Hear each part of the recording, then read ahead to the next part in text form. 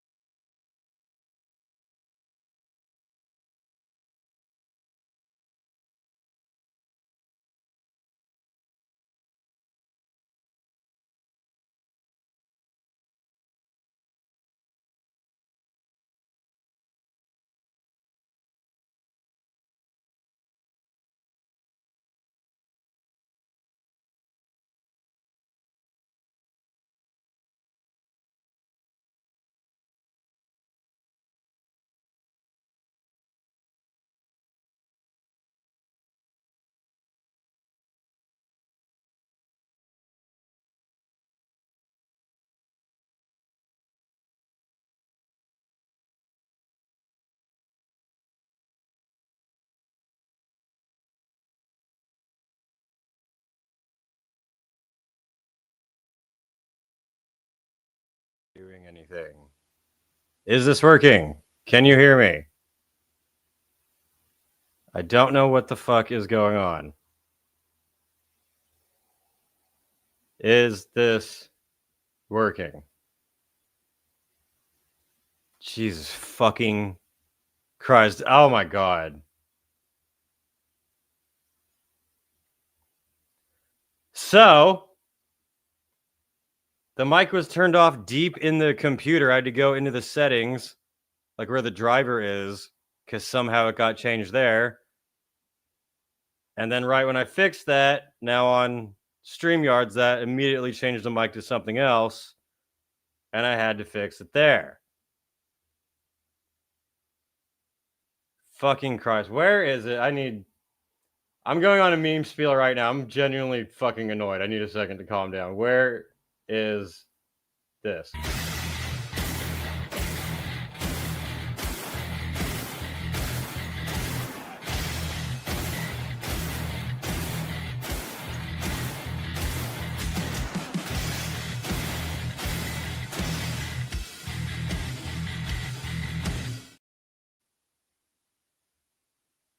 I'm doing it again.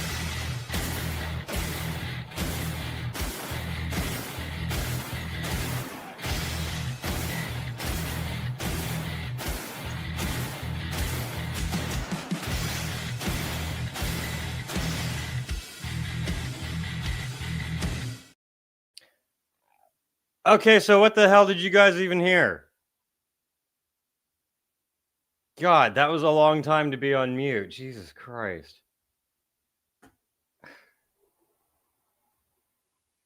Oh my God, I don't even know where to start right now. I'm like completely thrown off now.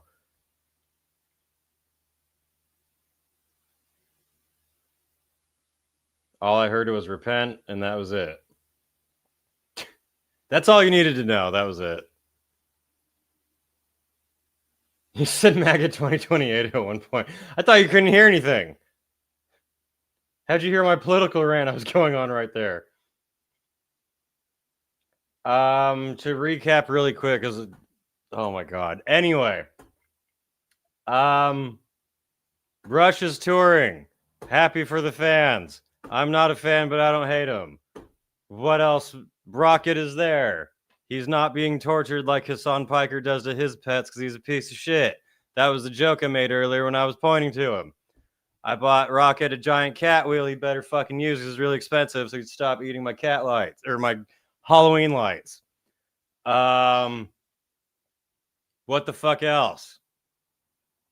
The dumbass complained that metal's racist and we're going to go over that video together. As I Lay Dying is back because people are stupid. Surprisingly, I had like good musicians in it too, which is weird. What was your question? I know I read it. Oh, the Canada one?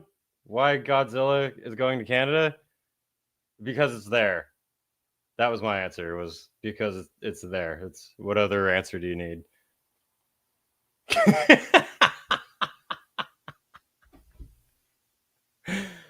This chat is fun. God damn it. He was pointing at Rocket like he chewed the cord is his fault. I did not go on a political rant, not on here at least. But can't believe he said the F slur 200 times. Which one?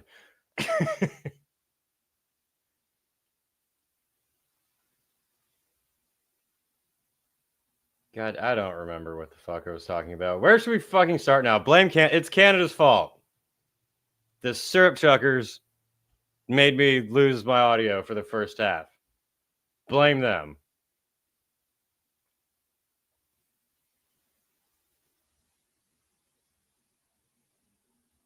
Anyway, what the fuck can we start on now that we've solved this dilemma? There's a lot of people watching for that whole time, surprisingly. This was Canadians, Tim Lambesis, Boban, and anyone else I can't think of. And Israel. Canada and Israel teamed up at the same time to stop my chat, even though I was shitting on Hassan Piker. What? are we doing? Let me share something really quick. First story. Now that I'm irritated. Rush announces 2026 tour. Geddy Lee and Alex Lifeson to be joined by Annika Nils. I think I said that right. Hang on, I'm dying now. That'd be shit as soon as I get the mic turned on, I just die. Yeah, all I was saying before when the mic was turned off is that the drummer has huge shoes to fill. So that will be interesting to see. Rock and Roll Hall of Fame inductees, Grammy Award nominated icons, Rush have announced their return to the stage for a very special 2026 headline tour, 50-something, in celebration of Rush's music, legacy, and life of late drummer and lyricist Neil Peart. I found out Neil Peart had died when I was on 70,000 Tons of Metal, and that was a fucking trip. I was sitting in the dining area, and someone said that, hey, I heard this someone, Neil Peart died. I was like, what? It notably marks the first time Lee and Lifeson have toured together in 11 years since the finale of Rush's R40 tour on August 1st, 2015. I didn't realize it'd been that long. Of the tour, Geddy Lee says, it's been over 10 years since Alex and I have performed the music of Rush alongside our fallen bandmate and friend Neil. I don't want to read the whole thing, but said that we fucking miss it and it's time for the celebration of 50-something years of Rush. There you go. That's all you needed to say.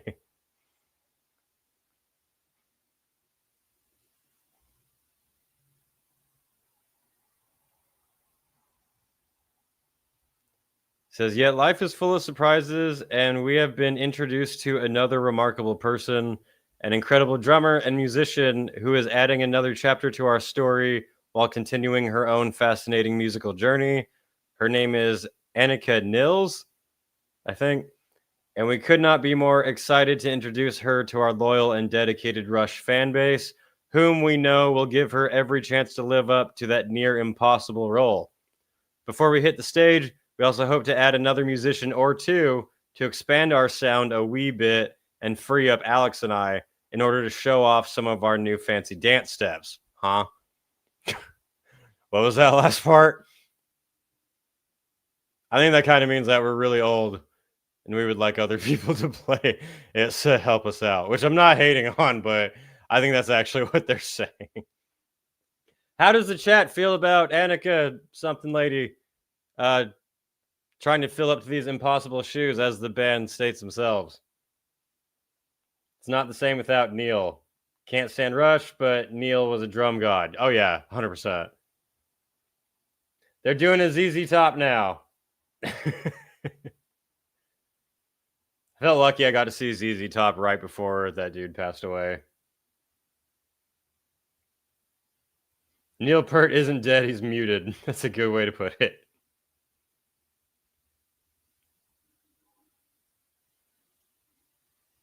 But yeah. So happy for the people who are Rush fans and are excited for it. The guy from Howard Stern that drummed for Death is better. Damn. Where'd it go?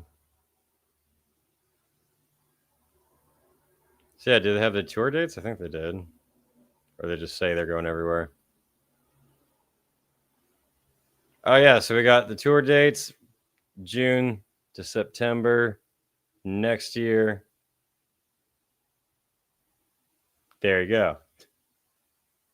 Yeah, I never was a Rush fan, but that's just, it's proggy type of music just is not my thing. I like banging my head to loud noises. In my opinion, bands should stop touring if their founding members pass. I mean, yeah, it's kind of hard to overlook that. I mean, if I understand if one tragically happens and then the band all want to continue together, but if it gets to the point where people are like old and just dying off and start not be around anymore, or if they're being like Black Flag and just hire a bunch of school kids A cat with diarrhea sounds better than Axl. Today, unfortunately. I still love Appetite for Destruction, the album. But yeah, we all saw Back to the Beginning. We all saw the videos of Axl. It was not great. And what was it? There's also videos of Guns N' Roses playing at Vaughan, and it's pouring rain, like covered in mud, and then Axl sounds like shit, and you're like, yeah, rock and roll. Power Trip replaced Riley. I'm still torn on that decision. I feel like that's different though. That's not, yeah, they didn't kick him out and get someone else. That was a tragic passing. And someone mentioned earlier that are Power Trip going to be recording new music with the new singer, or are they only going to be doing their older songs when they're playing as like a tribute? Not sure. I don't mind people being replaced, but we all know the wrong guy died in Metallica. The wrong kid died. Wrong kid died.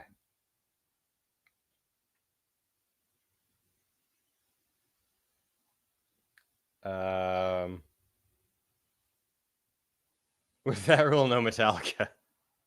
No Megadeth, no like a bunch of bands, yeah.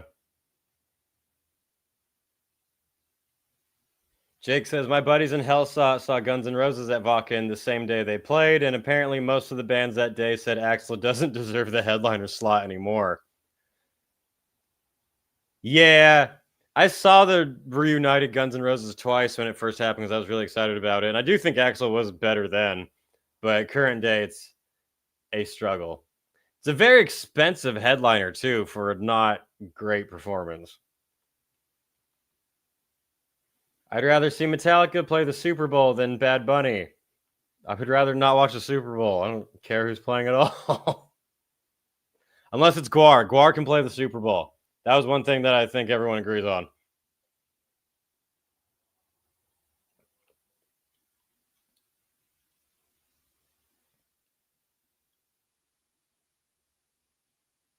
Where we at? Could you imagine Metallica with an actual good drummer? Also, I'm still not over Jason getting axed. Dude, I agree. I thought Jason Newsted was great with the band. There's live videos of them performing that are some of their best. Where I think there's one where Jason takes over vocals for Whiplash. That one's fucking epic. Yeah, no, I completely agree. I love Jason Newsted in the band. I probably would still be like an active Metallica fan if he was still in the band.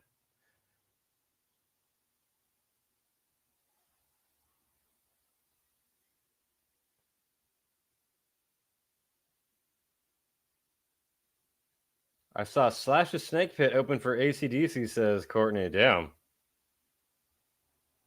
That's pretty good.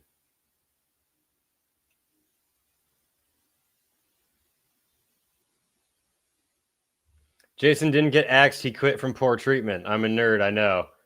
Yeah, well, I wish he got treated better because he was a fucking powerhouse. Justice for Jason. That's a really good. Justice for Newsted.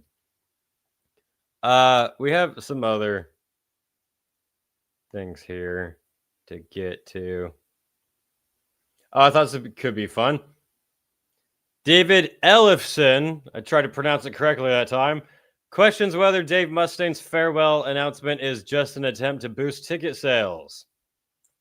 Are they going the Motley Crue route? Are they going the Slayer route?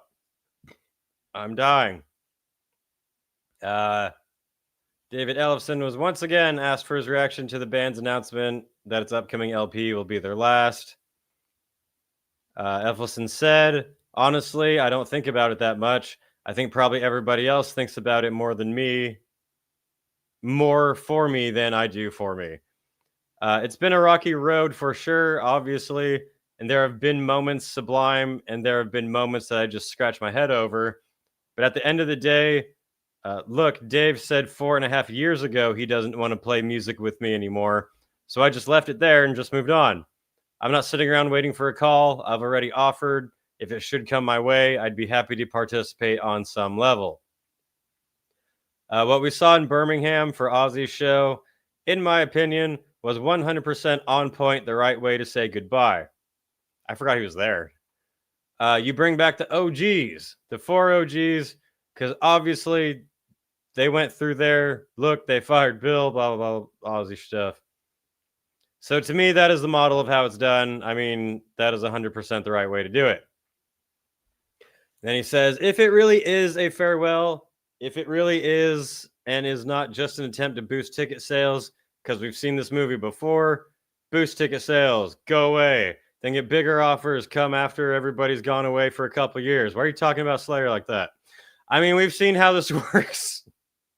But look, if Dave needs to shut it down and call it quits because he has just had enough and he's been through it all, then hey, you know what? As a still friend to him, even we haven't spoken almost 5 years, you know what? God bless you, brother. Yeah, basically saying that he better actually be doing it. I would be inclined to believe that they are genuinely going on a farewell. Just seems like Dave's would be the kind who would rather put it up early and go out on a high rather than like milk it to the end and become like Axl Rose.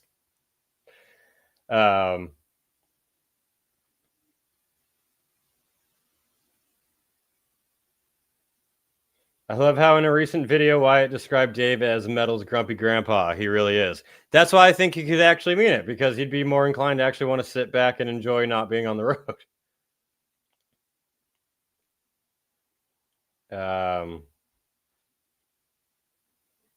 I think Dave has run out of anger and bitterness at this point.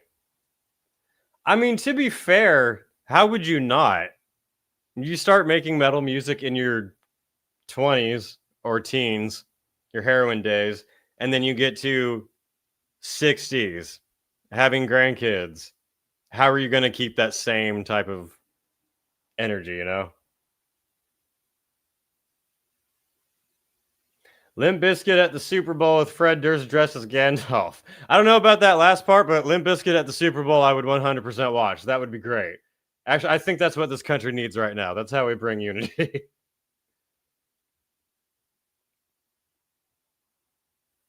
It absolutely is a ploy. Dave's in competition with Danny Filth for the Guinness record most band members in a touring act. It's pretty high up there. We should compare those numbers.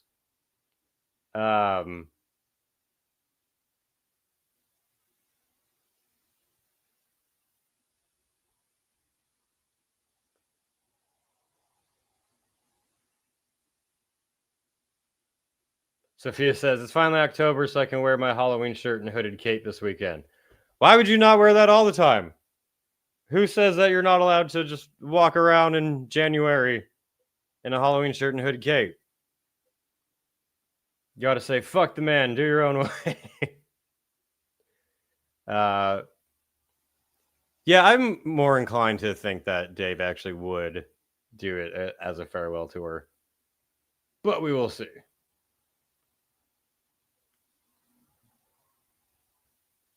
Anyway, next piece of news to get into. Where we at? You know what? I need to chug my drink, my caffeine fix before it goes warm. So let's get to this topic. One of the godfathers of metal, the most extreme, badass, American badass, Kid Rock. If you guys know, Kid Rock and along with the Trump administration has been in a feud with Live Nation and Ticketmaster, which is one of the good dramas that they've started. Kid Rock apparently released a video message addressing it more, talking about Ticketmaster, Live Nation, how they're pieces of shit and rip people off. I'm gonna let the wrinkly kid So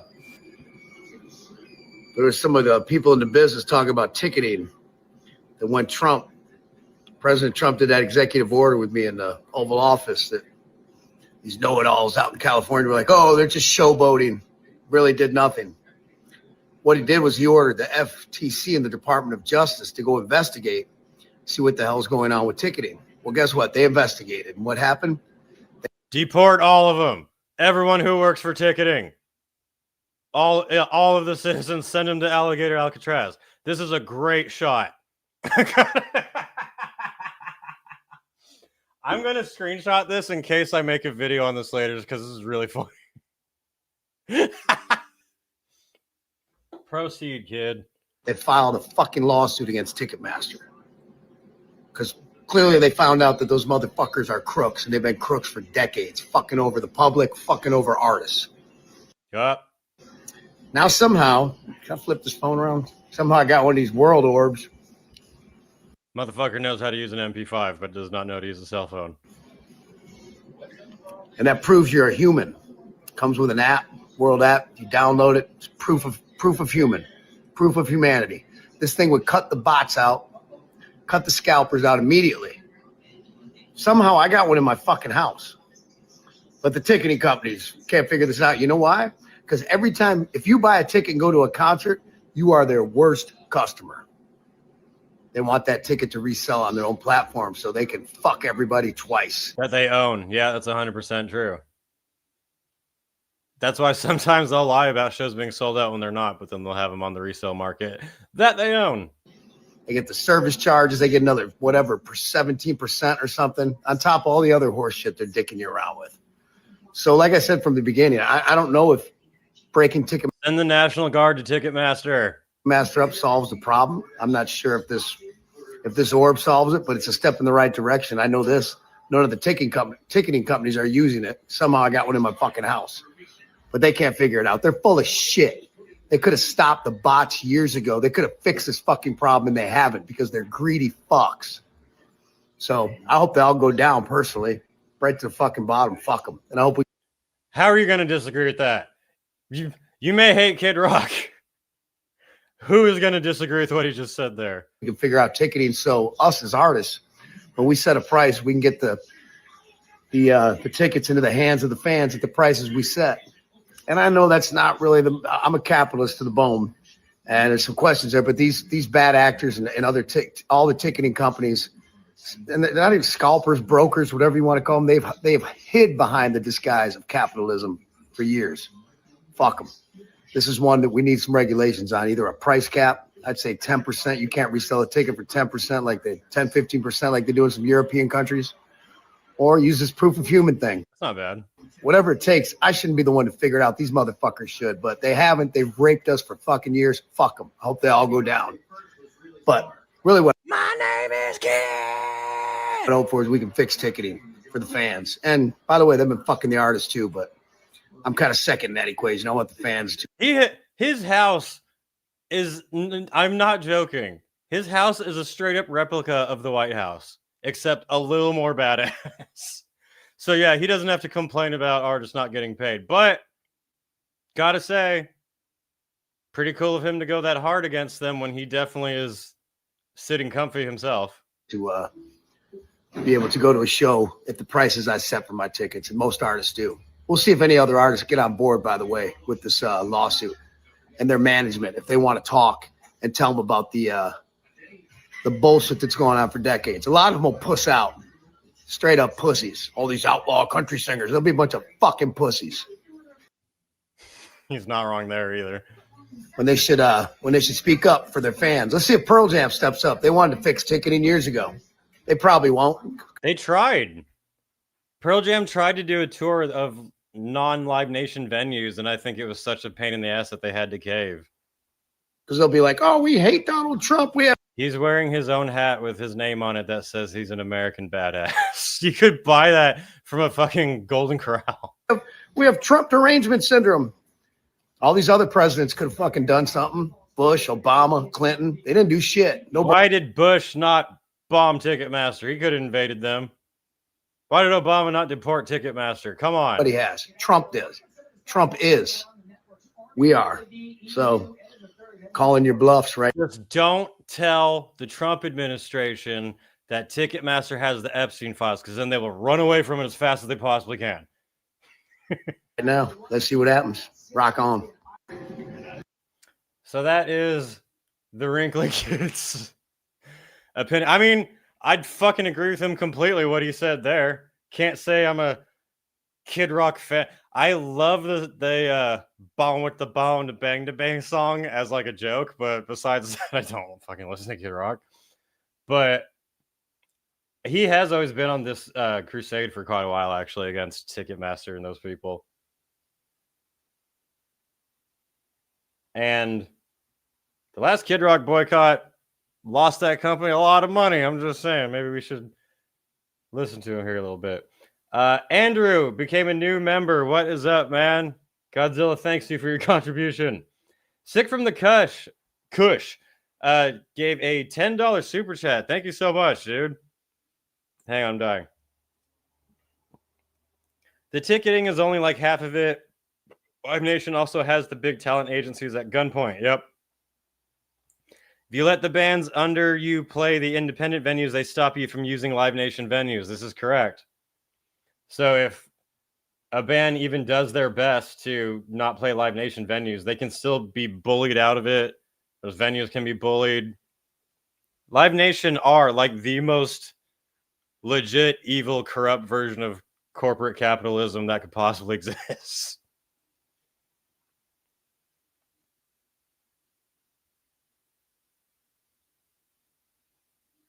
Where are we at? Let me see. Not gonna lie, he's spitting facts. And probably a lot of chewing tobacco too. No, I refuse to let Kid Rock take the credit for something that has been known for 20 years. But he's been fighting it for a while, like I've said. That I don't know when he started doing it, but I think he does keep his concerts at like a certain price to where people can afford it.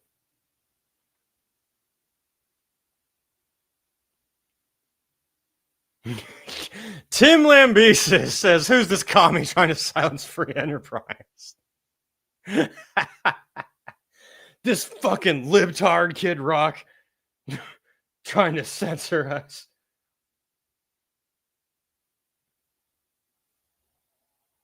Will Y says, "I bought Wardruna tickets for $555. Couldn't go, sold and got 105 back." Jesus Christ. I'm sorry, but that sucks. You did that completely wrong. That's terrible.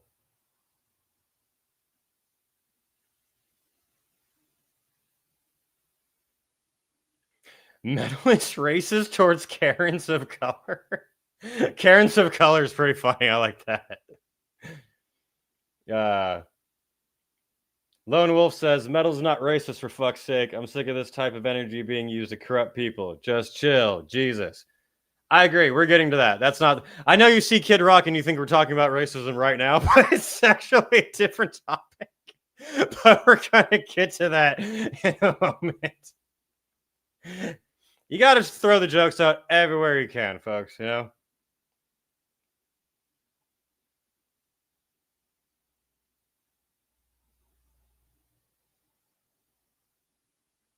Make Gorgoroth perform at the Super Bowl. They don't have enough nudity in their show for the Super Bowl.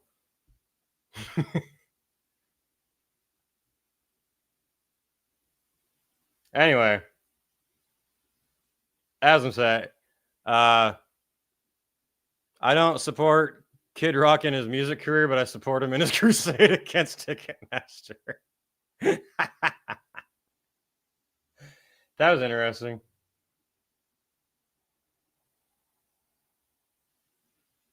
Karens of Color is a great name for a satirical metal band. Make a metal band called Karens of Color. It's supposed to be like the modern day metal fan, and every song is just bitching about something. Or just complaining how problematic everything is.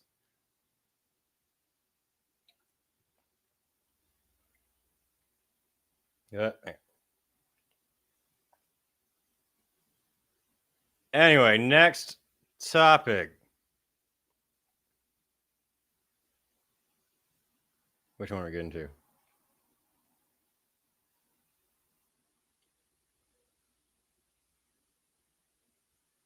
It's funny, like a bunch of the topics all kind of fall in line together, I guess. Let's go to this one. Everyone's favorite band, friend of the channel, who's in the comment section right now. Not really. As I Lay Dying. announces lineup, shares powerful single, abuse, echoes, jail, gaslight. We're having a hard time reading right now. Manipulation. Fuck. The weird thing is that this lineup has genuinely good musicians in it, and I'm a little confused. Metalcore mainstays As They Lay Dying have roared back with their latest single. How is it there when it's only one person? A track that signals not only a powerful sonic statement, but the beginning of an inspired new chapter for the band. Let's place bets right now. How long do you think it's going to last until they all break up? I think the last one went on about 2 years. Do we think this will be 2 years less? Maybe more? Place your bets, folks.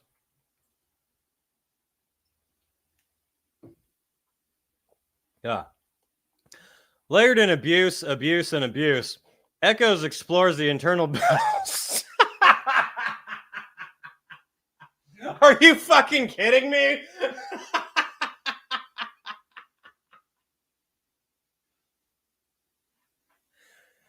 Echoes explores the internal battles, such as the echoes you hear when you repeatedly punch yourself in the face, screaming, "Just love me." When you kick your dog, the echoes of your dog yapping after you kicked it into a corner. The echoes of your band telling you to go fuck yourself after you tried to gaslight, manipulate, and threaten them. I would have written this article a little differently if you can't tell.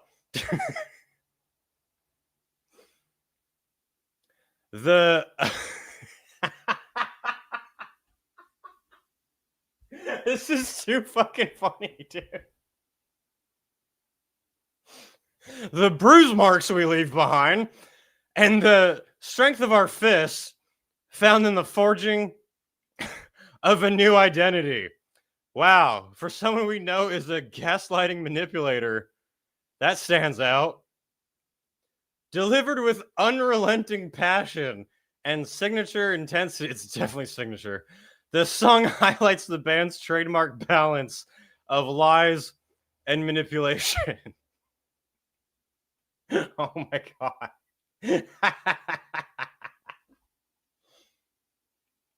I was inspired by my favorite streamer. There you go. Oh, Jesus. Where, you know what? I need a breather. 1 second. We're probably going to do this several times here. Move this man!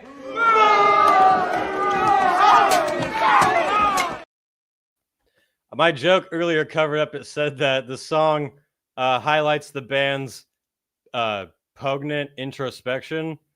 This man has never done any slight trace of introspection in his entire roided life.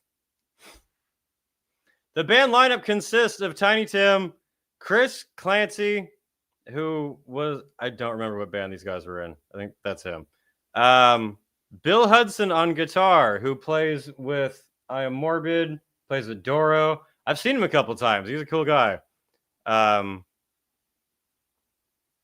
Vetta on guitar. I don't know who that is.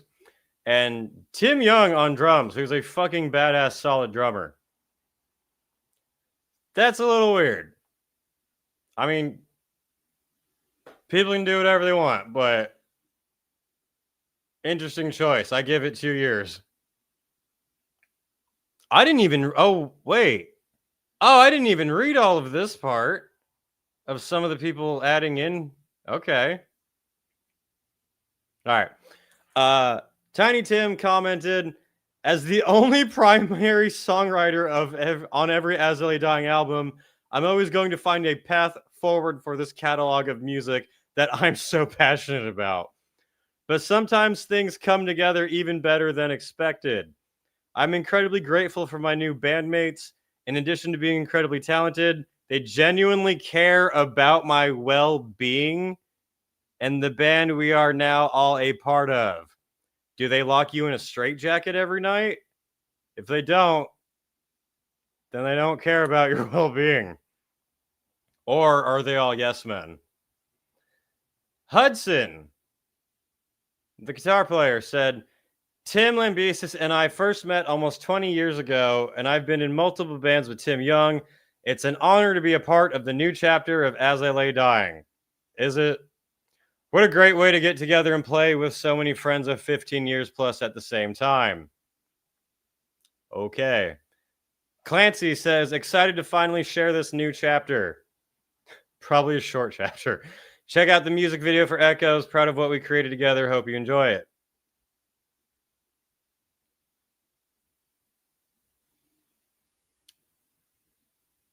Additionally, As I Lay Dying will embark on an electrifying European tour.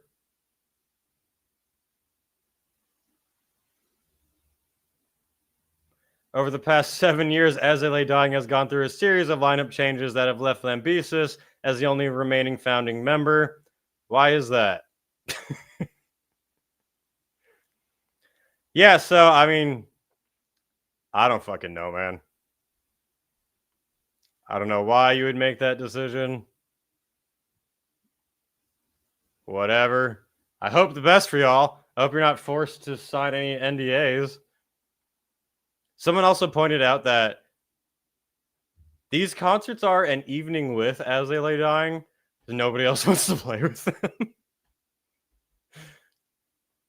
Anyway, what has the chat been saying as I've been going off here?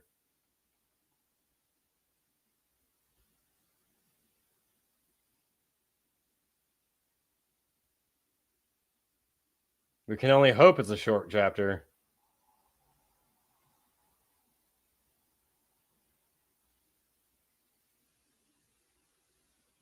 Everyone's getting roid money. Roid money for sure.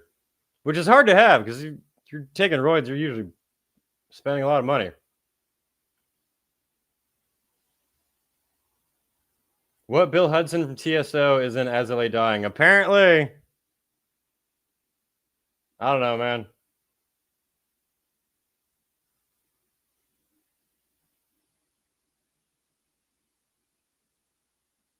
Anyway, so I'm trying to catch up with the comments, see if I missed anything.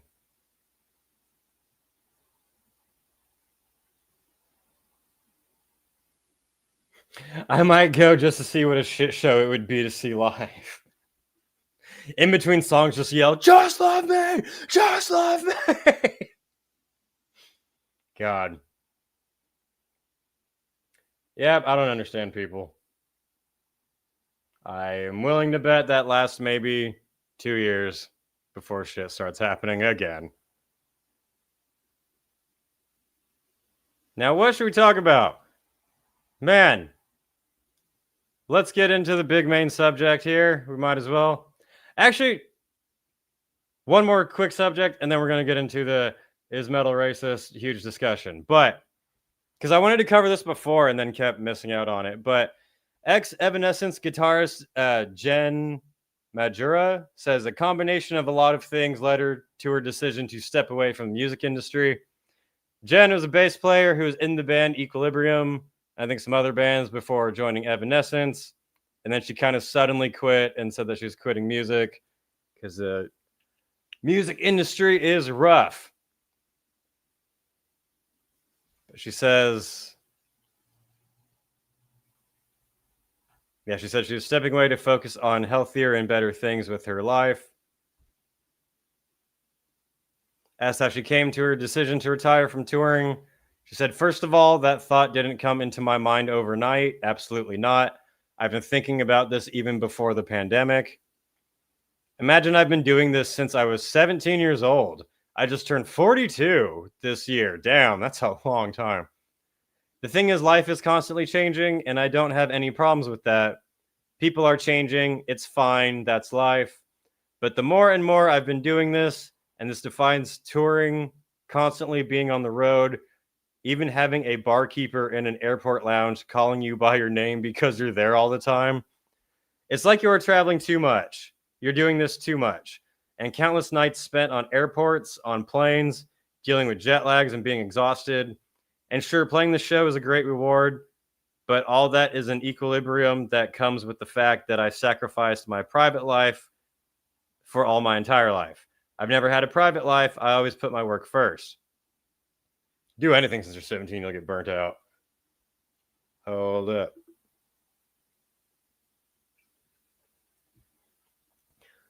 For example, ever since I put this retirement statement on, I believe June 10th, I've been traveling. I've been going to Croatia to see some friend, traveling to other places. I've been enjoying traveling, which is something that I've hardly been doing. Of course, it was great if you are on tour in Tokyo or Sydney and you get to experience the local culture and the food and everything. It's amazing and you love it, but it's exhausting. And I, for the first time, told myself, I'm going to go on a vacation to see my friends, not stay in a hotel room, but stay at my friend's place. For example, in Croatia, and I didn't have any feeling of guilt. And I never allowed myself to do that. I've always been thinking, no, if I block like 2 weeks in a year, what if the big call? What if the big job? That's a hard life to live. A life of waiting for the call is rough. I can't do that. So I never allowed myself to go on a vacation. I always thought, hey, you play, I don't know, 70,000 tons of metal cruise. Cool. Let's stay 2 more days in Miami. And that's your vacation. That was my understanding of vacation and resting your mind and breathing. And I can tell you, man, it feels pretty damn good to be on real vacation. Huh. When I was younger, getting into metal and hearing people talk about what it's like to be on the road and everything, I used to get like mad at people when they would complain about the struggles of being on the road, or how saying like, oh, we hardly get to see the places, or you're always in your hotel room. And my mindset at the time when I was young was like, you should be grateful for getting to live this amazing life and not having a normal stupid job like so many people dream for. And now that I'm older, I'm like, I definitely understand. I completely understand what you're talking about. But, you know, what is going on in the chat here? You're all talking to possibly Tiny Tim.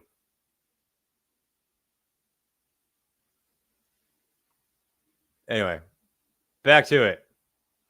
Another point as well is, same like Devin Townsend. Devin reached out to me when I posted that retirement. A lot of friends and people reached out. Devin, Billy Sheehan, and Alex from Testament. A lot of friends reached out. And Devin reached out and said, yeah, man, I hope you find what you're looking for. And the more I heard about his reasons from live retiring, well, I understood, because my parents are not getting any younger. Devin also is not really touring much, I guess. And they finally moved into my area in Germany. We've been living 6 hours apart by car for the past 20 years, damn. And I finally have them here in my little hobbit town, and I don't want to spend 3 months in the States. Don't blame me. I would rather be in a hobbit hole than in the States. Yeah, sorry. It's a combination of a lot of things. AI-related developments. Press, do not tell me I quit because of AI. It's AI-related developments. You have to hear all the words. You know that they're going to immediately change it right there. The headline's going to be Jen quit because of AI-related developments. All of that, just compared to my drive and my view of music and musicians, it is just not the same anymore. We live in a different time where the industry is a lot more, in some ways, a lot more work for less reward. Some things have obviously become easier and different, but yeah, this would be too long to read the whole thing. I'm not going to have you all sit through me. This is a long fucking interview.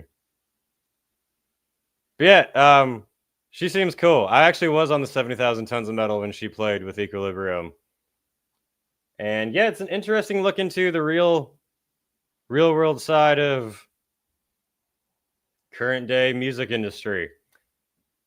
It's not super glamorous, despite what some people, I mean, it's fun. If you're passionate about it, it's fun. I'm not trying to be all just gloom and like, oh no, it's terrible. Don't have anything to do with music at all.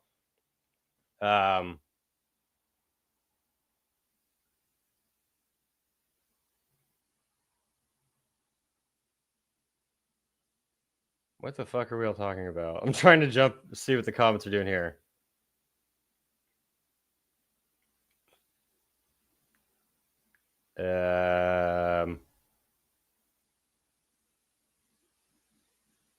Wait, she was in Equilibrium? Yeah, she was the bass player for Equilibrium for a little bit in like 2015, around that time.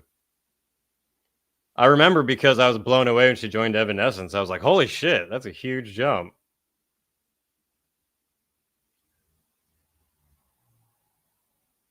She's title, hello, fellow whites. What the fuck?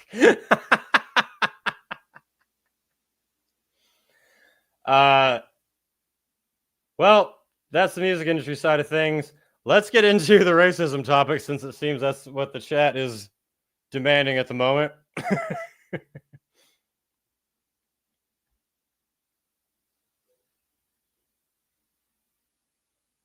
Jesus. All right. So where do I start the story? Because there's a bunch of different angles from that all lead up to the same end. This is like, I would say an open world game where you can take a bunch of different paths. Let's start here. All of these following stories are going to be somewhat connected to each other, but the first one to start with I thought was really funny. So the Bloodstock Festival in the UK has just sold out weekend tickets. They were saying that this was the quickest that they've ever sold out by like a lot compared to other years. And the reason I bring this up is because of one of the headliners here, Slaughter to Prevail, which, as many people know, they have a lot of stupid controversy all the time from internet retards. But so when they got announced as a headliner for Bloodstock, there was a huge upset in the comment section of people saying, how could you do this? Like, now the festival isn't safe. It's going to be full of Nazis. This goes against our inclusive messaging. And like, this is so horrible. And then some people were trying to boycott Bloodstock for like 3 days until they realized nobody fucking cared. So people were crying that Bloodstock is supporting a Nazi, even though they have Judas Priest playing, who dresses a lot more like a Nazi, for being honest. But so yeah, their whining in the comment sections didn't mean jack shit. Them attacking the festival organizer, which I saw, didn't mean for shit. Festival sold out quicker than ever, which tells me that thankfully not a lot of people are going for this. Everything is racist and fascist bullshit anymore. That said, so where do we start on this end of the story? Let's meet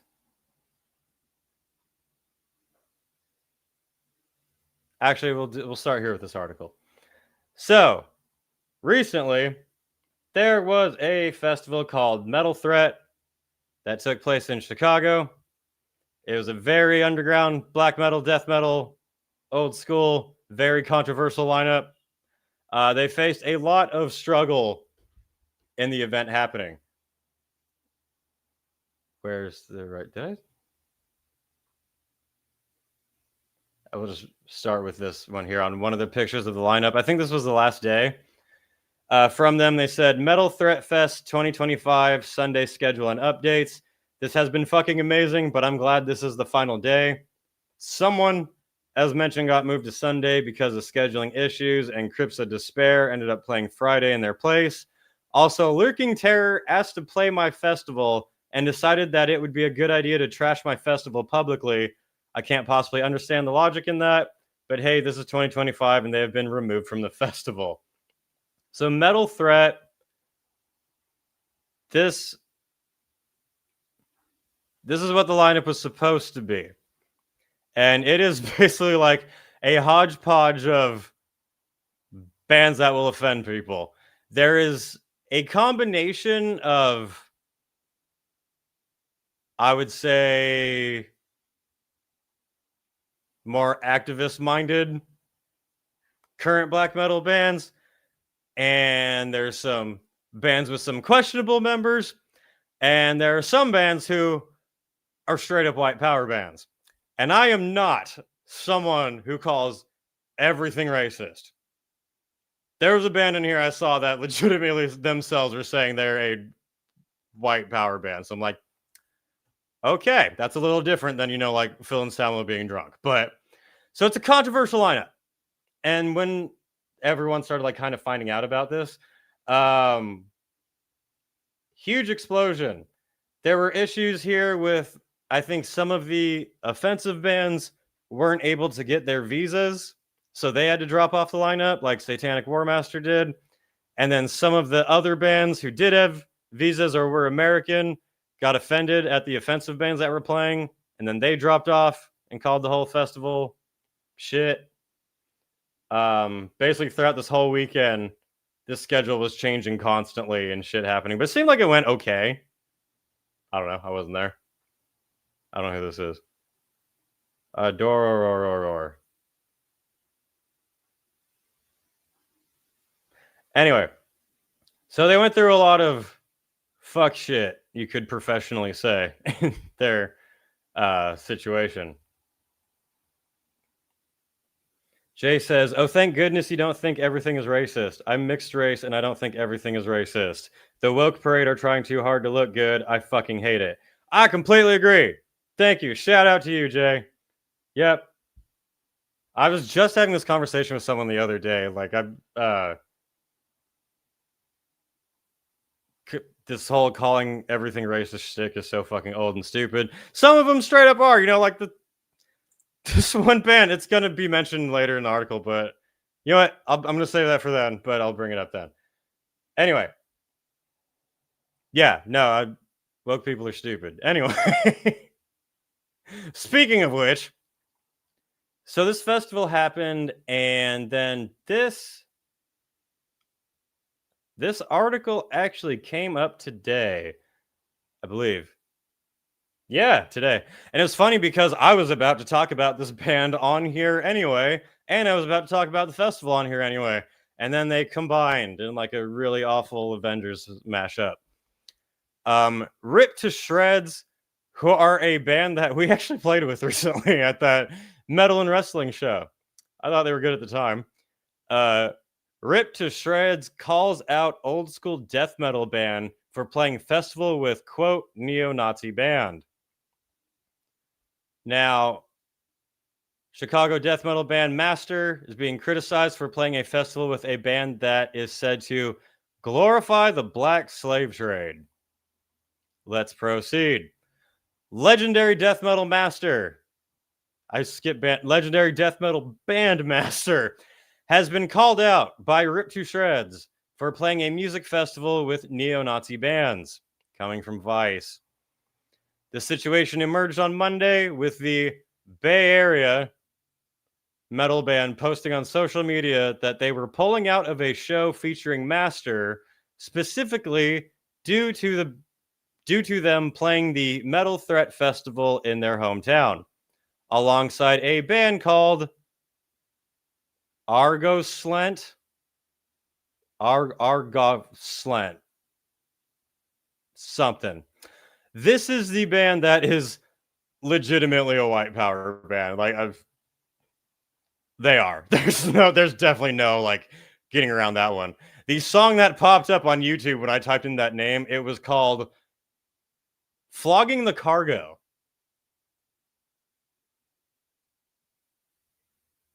It's about the Irish. No, I'm kidding. But yeah, I was like, okay. It's also not great song-wise.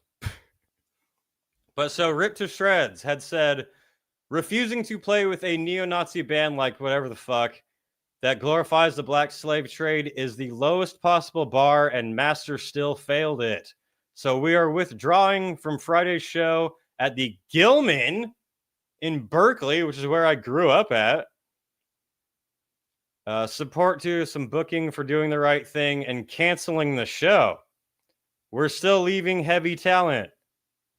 Apparently, Rip to Shreds is leaving their booking agency or whoever because of this situation. But I would like to clarify that Heavy Talent only reps Sinister. The Sinister and Master tour was booked as a package, and Master booked their show with Metal Threat directly through Paul Dunsky and not through Heavy Talent. So basically saying there's no relation here except for that Master played the festival with that one band on it. Ripped to Shreds went on to say that they are also leaving the heavy talent booking agency because they feel strongly that the company mismanaged the situation, which is all they said here. They're leaving heavy talent because they mismanaged the situation with Master, the situation being a show at the Gilman in Berkeley. Now, Master responded a little bit, and their statement responding to that was, they begged our booking agent to get on this show, knowing full well we were already scheduled to play Metal Threat. Obviously, they saw an opportunity to get their dog shit band some hype. We're out here working to support our families. That dude is home in his comfy shoebox apartment in San Francisco, writing articles about how he's oppressed in the music business. We don't even listen to metal 98% of the time. Ridiculous. Like we have time to sit there like a loser and go through every band playing a 4-day festival and read through all of their lyrics to see if they say things that hurt our feelings. We're working. So then the ever unbiased Vice ends the article with, so that's all the info, do with it what you will, but I'll say it's super easy to just say fuck Nazis and go on about your business. Now I, Wyatt's Metal, who does not support this fucking stupid legitimate white power band in any way, find it odd that you're going to blame Master for having an affiliation with this band when, wait for it, where's my stream?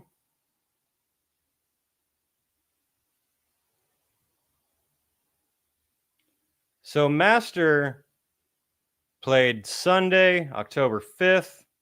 This was the last day of the festival. That legitimately white power band, where are they? None of these things. That legitimately white power band played on Friday, October 3rd. So they didn't even play on the same day, and they didn't even play on the same stage. And they're accusing Master of having affiliation and supporting this whoever the fuck band because they played 2 days before them at a festival. That's a little fucking insane, don't you think? Like, yeah, that white power band is lame and stupid. Are you blaming Unleashed? Are you blaming all the other bands? But Agoslant is totally not racist, dude. Just they're racist. It took a very short amount of time to be like, whoa. But I've never heard of that band, so they're doing a terrible job at propagandizing like a proper Weimar fashion fan. There's been no public square meetings or anything. This band's just been playing nowhere. Yeah,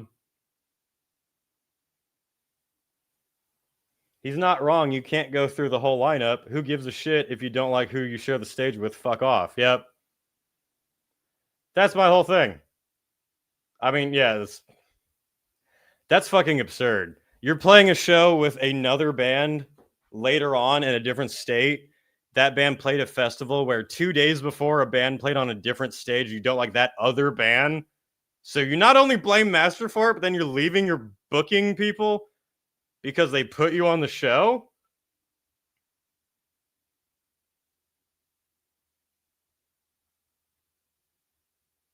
How do you know they're not talking about white slaves? There was my joke.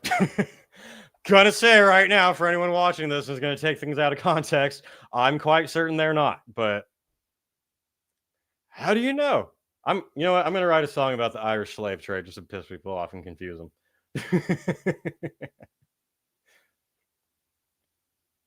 Would have been different if they were headliners or some shit. Anyway, so I thought it was fucking absurd to go to the point where Vice News has to write an article about the band Master because they played a show 2 days later with some fucking stupid band. That's retarded as fuck. Come on. So that leads to the main story.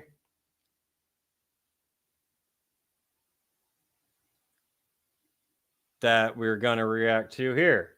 Let me get through some comments first, then we're going to get to it, but pause, intermission.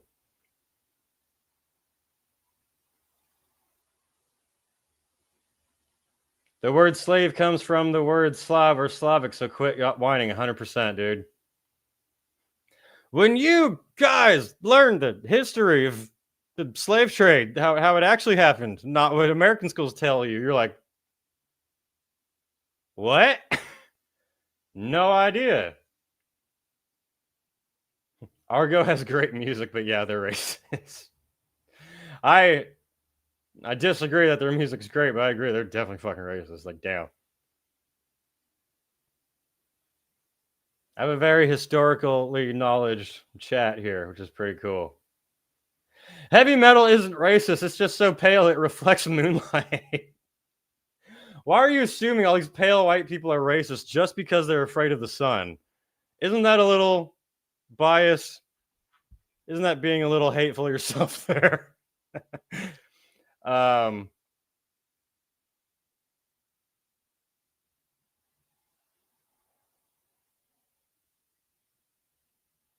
yeah, so getting back to it. That band ripped to shreds. Wait.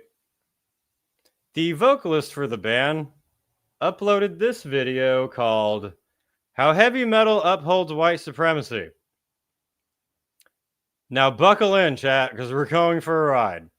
I watched about half of this video so far. I wanted to save it with you guys because I thought it'd be good to get people's reaction to it and hear other people's input. Let me just say right now, I fucking very strongly disagree and think he says some really stupid shit in this video. But let's go over it and find out and see what you guys have to say. I'll give my commentary. I welcome everyone to give their thoughts in the chat. Shut up, Tim. I just hate hypocrisy, and that's why I don't like doctors, not the band. The band are cool. I love the band Hypocrisy. How dare you shit on Peter Tagrin? What is Tim saying? Why do all these woke idiots care if metal bands like driving race cars? Shut up, Tim. You know what, Tim? Where is it? Get ready. Fool this man!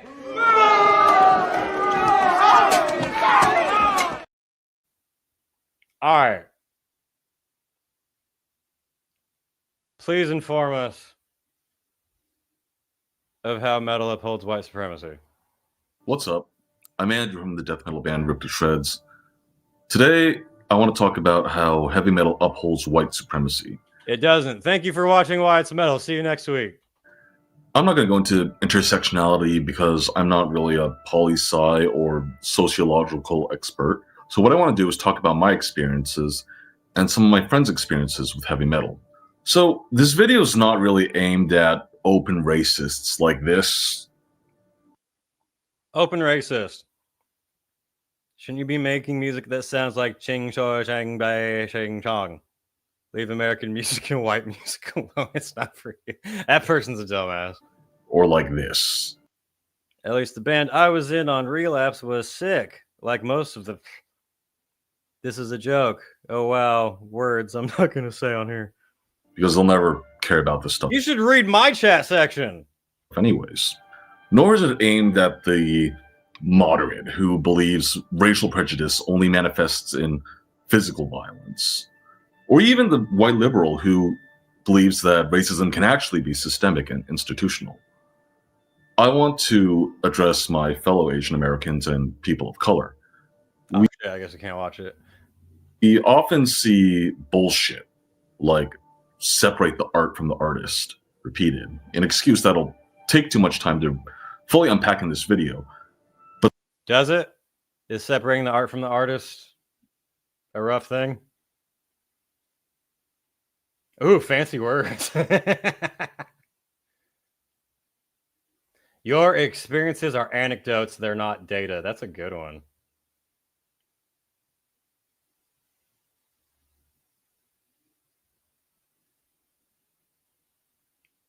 Wait, fuck, where'd it go? But the motivation behind it is simple. These people don't want to think. They don't want to examine their culpability and participation in a status quo that reinforces white supremacy. So they If you separate the art from the artist, it means you don't want to think because you're racist. throw up their hands and they say, not my problem. I'm going to pretend harmful things aren't real. There's no rhetoric, no arguments or persuasion that we could use to convince the dominant white culture that our voices are worthy of equal consideration. That's a huge assumption, don't you think? That our experiences are valid. So you're starting off with assuming that there's nothing you could say to get them to hear you out. So you're not going to approach it from an actual non-biased, real perspective. You're going into it assuming that you're being hated. This smells like commie.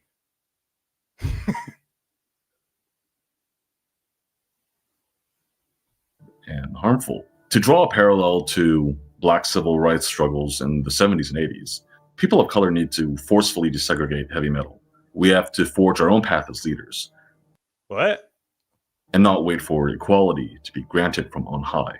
Music is inherently So, metal has been racist until he showed up.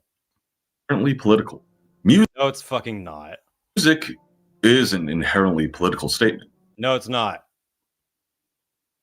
My existence in the United States of America is a political statement. No, it fucking isn't. It sounds like to you everything is a political statement. You wearing glasses is a political statement. You speaking English is a political statement. You eating a sandwich is a political statement. So you go into every situation assuming that it has to mean something politically and that you're being viewed down upon. My parents came from Taiwan to the United States in 1978. If they had tried to immigrate 30 years earlier, they would have been denied entry underneath the Chinese Exclusion Act. Pay attention to this part. I'm going to rewind it a little bit. This part's really funny. If they had tried to immigrate 30 years earlier, they would have been denied entry underneath the Chinese Exclusion Act.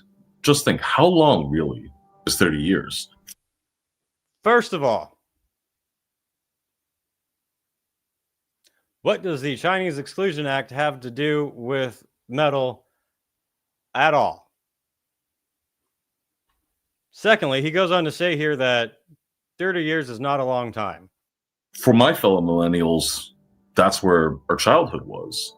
That was playing Nintendo 64 with our friends, movie nights at Blockbuster.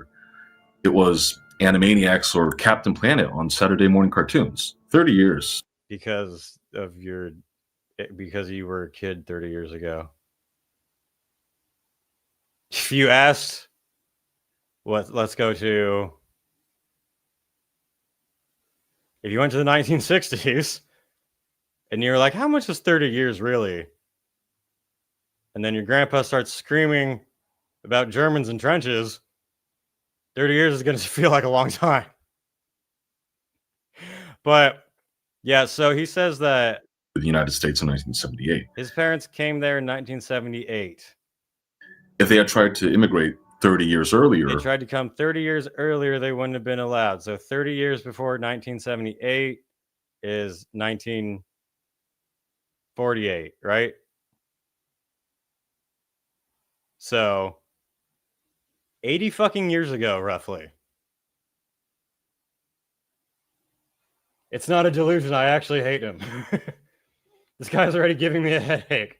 Oppression Olympics. That's what this is. It must suck hating every moment of your life under the delusion that everyone hates you. That is exactly how that mindset works. I used to think like that. I used to be in that exact same spot. Shit, I'll probably be dead in 30 years. Exactly.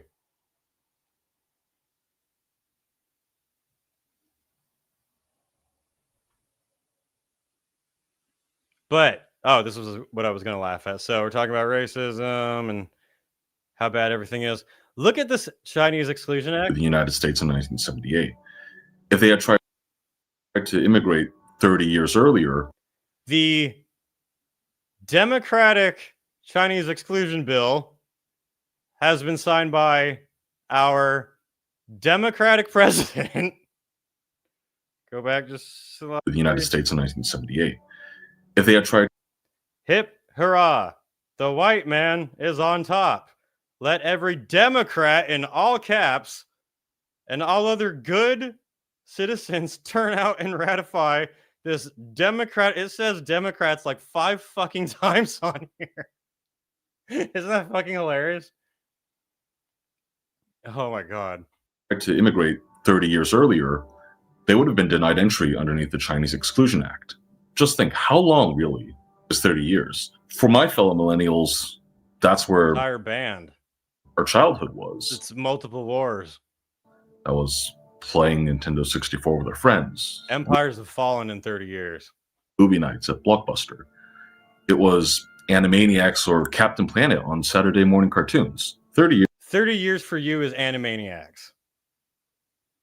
As I said before, 30 years for other people is Normandy or Iraq or fucking... years. It's just a blink of an eye. The Chinese Exclusion Act was passed by... That's why it doesn't feel like that much time for him, because he hasn't done much in life. If he'd had a lot more experiences, you'd probably feel like time has had a lot more to fill in. Congress in 1882 as a reaction to xenophobia in California, blaming Chinese immigrants for cheap labor that took jobs from honest white Americans. That was followed by the Rock Springs Massacre in 85, where white miners entered Chinatown with rifles. And remember, this is about how heavy metal upholds white supremacy. We're talking about Chinese miners. And murdered 28 Chinese and burned down 79 homes. Which is bad. What's that have to do with metal? And the Hell's Canyon Massacre of 87, where a white gang murdered and robbed up to 34 Chinese miners. It was then that's what to do with metal. Extended 10 years by the Geary Act in 1892, and then made permanent in 1902. It also required every Chinese to obtain residence papers that were certified by 2 white witnesses or be deported, resulting in immigration raids and get your certification, Asians, or you can't play in metal bands. And widespread fear. I think that sounds a little bit familiar. How come you're not talking about the Irish going through it? Or the Italians? What are we talking about? To what's going on now in 2025. I actually have a fair amount of older family friends who are trying to get passport cards that they can carry on them at all times as proof of citizenship in light of recent ICE activity. They sound paranoid. It wasn't repealed until the Magnuson Act in 1943, which also allowed Chinese residents to finally become naturalized citizens, but there remained a quota of only 105 Chinese immigrants per year. That wasn't lifted until the Immigration and Nationality Act of 1965. Simply put, I wouldn't even be here talking to you guys about death metal if my parents had tried to enter America before 65. Now, okay. The fuck? I wouldn't be here talking to you about metal if my grandmother didn't move here in the 70s. What the fuck? Okay. Oh, I grew up in an ethnic enclave here in California. And I'd like you to remember why those enclaves even exist. In San Francisco, historic Chinatown was the only place that Chinese people were allowed to own property. Near Cupertino, where I grew up, white flight, starting in the late 1980s, created schools that were 90% ethnic Chinese or Indian, with white families claiming that schools were becoming too academically competitive. We still haven't gotten to heavy metal at all yet. Statistics show that white flight exists at all income levels of mixed race neighborhoods. It doesn't matter if the area is poor or rich. So at my high school, we had less than 10 white kids total. And when I started getting into metal music in my teens, the most common question my friends would ask me was, why are you listening to that angry white people music? And it truly is. Your friends were asking you. So wait, he lives in Bay Area, California, and his friends are asking him, why he listens to angry white people music. It sounds like your circle has some issues. Yes. Heavy metal has a self-serving narrative of global brotherhood, of uniting the world in tape trading and DIY touring and sick riffs. But if you focus on America, you can count bands like Suffocation or Death Angel on one hand. Sorry, I spaced off of that comment for a minute. He needs to repeat that part. Pay attention, please. Class. Why are you listening to that angry white people music? And it truly is. Heavy metal has a self-serving narrative of global brotherhood, of uniting the world in tape trading and DIY touring and sick riffs. But if you focus on America, you can count bands like Suffocation or Death Angel on one hand, while drowning in a sea of white bands, despite census data showing 20% POC population in the 90s. You want to repeat that? You said, in America, you can count bands with not fully white members. On one hand, you listed 2 bands. Brotherhood, of uniting the world in tape trading and DIY touring and sick riffs. But if you focus on America, you can count bands like Suffocation or Death Angel on one hand. Suffocation, Death Angel, Hyrax, Slayer, God Forbid, Seven Dust. Forgot it's one hand. Fear Factory. I'm blanking. Help me out here. Every fucking band from Los Angeles.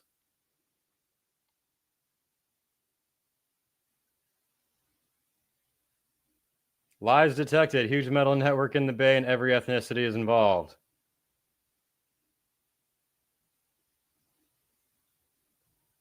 Killswitch Engage. Living Color. You could almost include Public Enemy on there. Buhira. Animals as Leaders. Does Dream Theater have non-whites in it? Then Dream Theater. I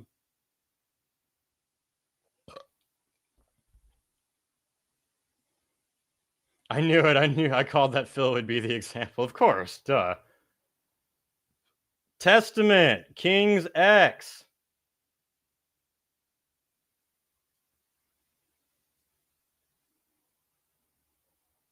Are we talking only bands from the 80s? Because there's even more than that. But if we're talking now, holy shit. While drowning in a sea of white bands, despite census data showing 20% POC population in the 90s. Are there 2 POC bands for every 8 white bands? Who thinks like that?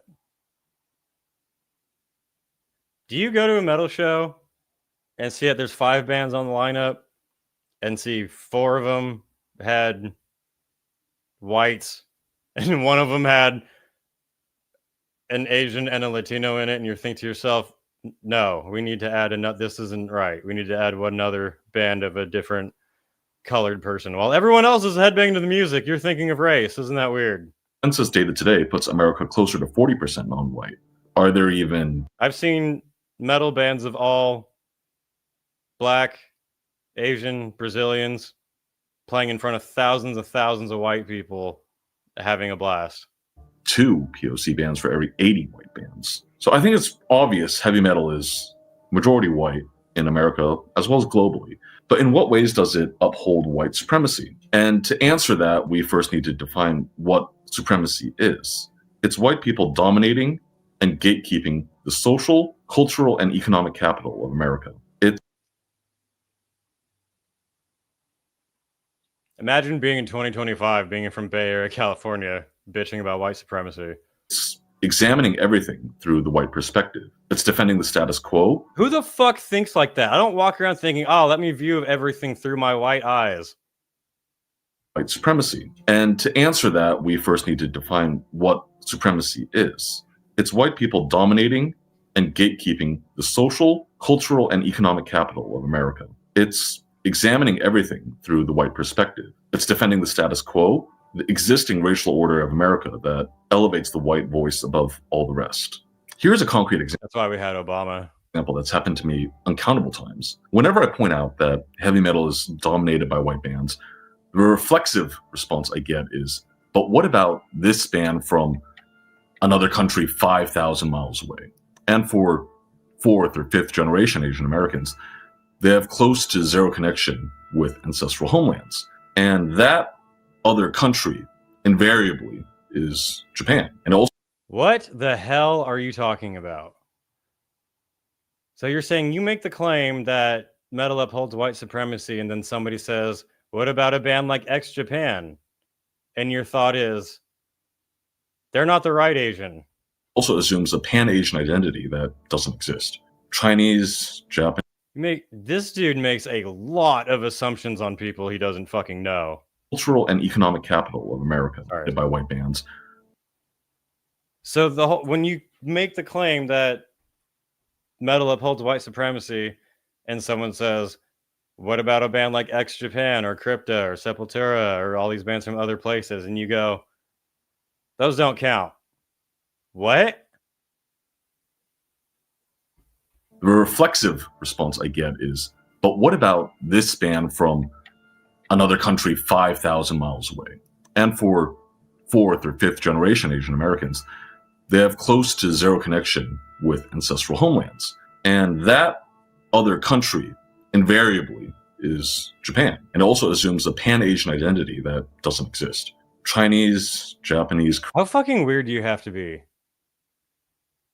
You make a claim, what metal upholds white supremacy, someone says, wait, what? No, it doesn't. What about bands from Japan like Baby Metal? And you go, did you assume I'm Japanese? Like, no. Mentioned a band that's not white. Korean.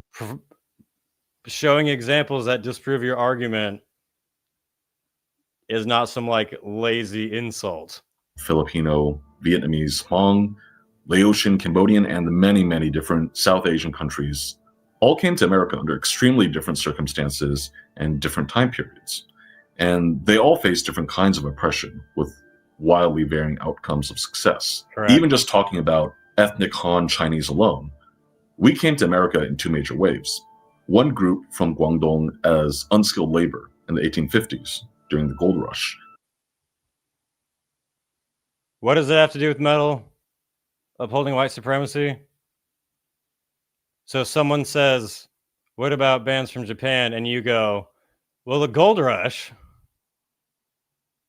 A second wave from Taiwan in the 1970s as highly educated, skilled professionals, which results in a huge disparity in the education levels. And Sasha, your balls would eclipse this man entirely.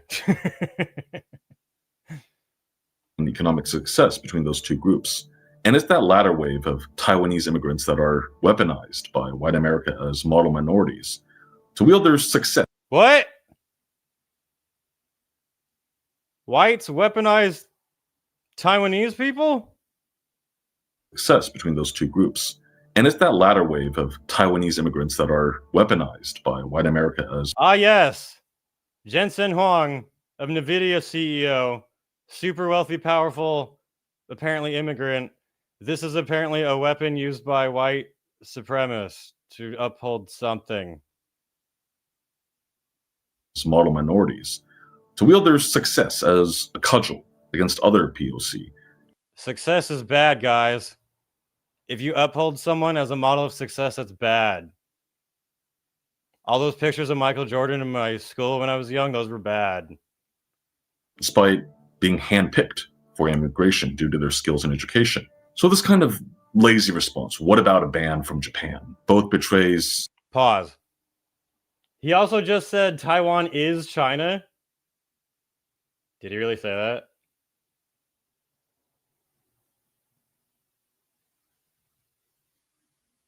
Bro, what weed is this dude smoking? Must be good. He's talking a lot of shit. It's a mix between Bay Area, Berkeley, garbage weed, and fentanyl. That's pretty much how it is.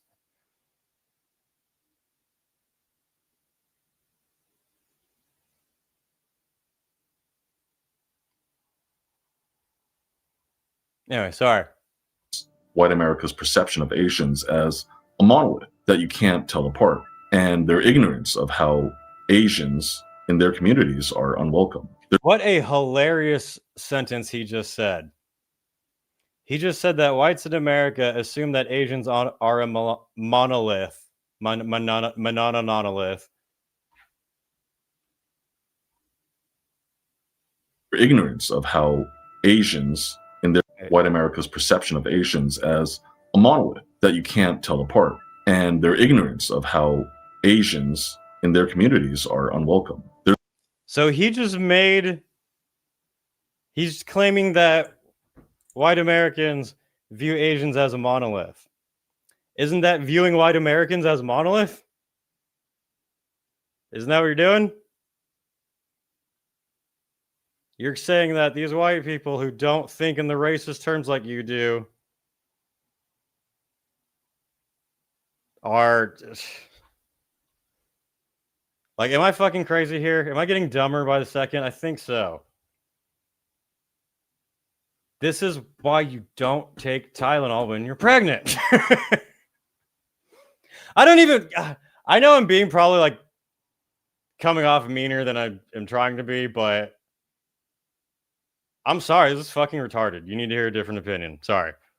They're looking for scapegoats instead of accepting the uncomfortable truth that they too uphold various systems of oppression. So yeah, so he was saying that white people that he views as a monolith, he thinks that they are viewing Asians as a monolith. Fucking Christ. And then when they don't act that way, the way that he assumes that they're gonna act because he assumes they're a monolith, then he takes that as a sign of their monolith thinking.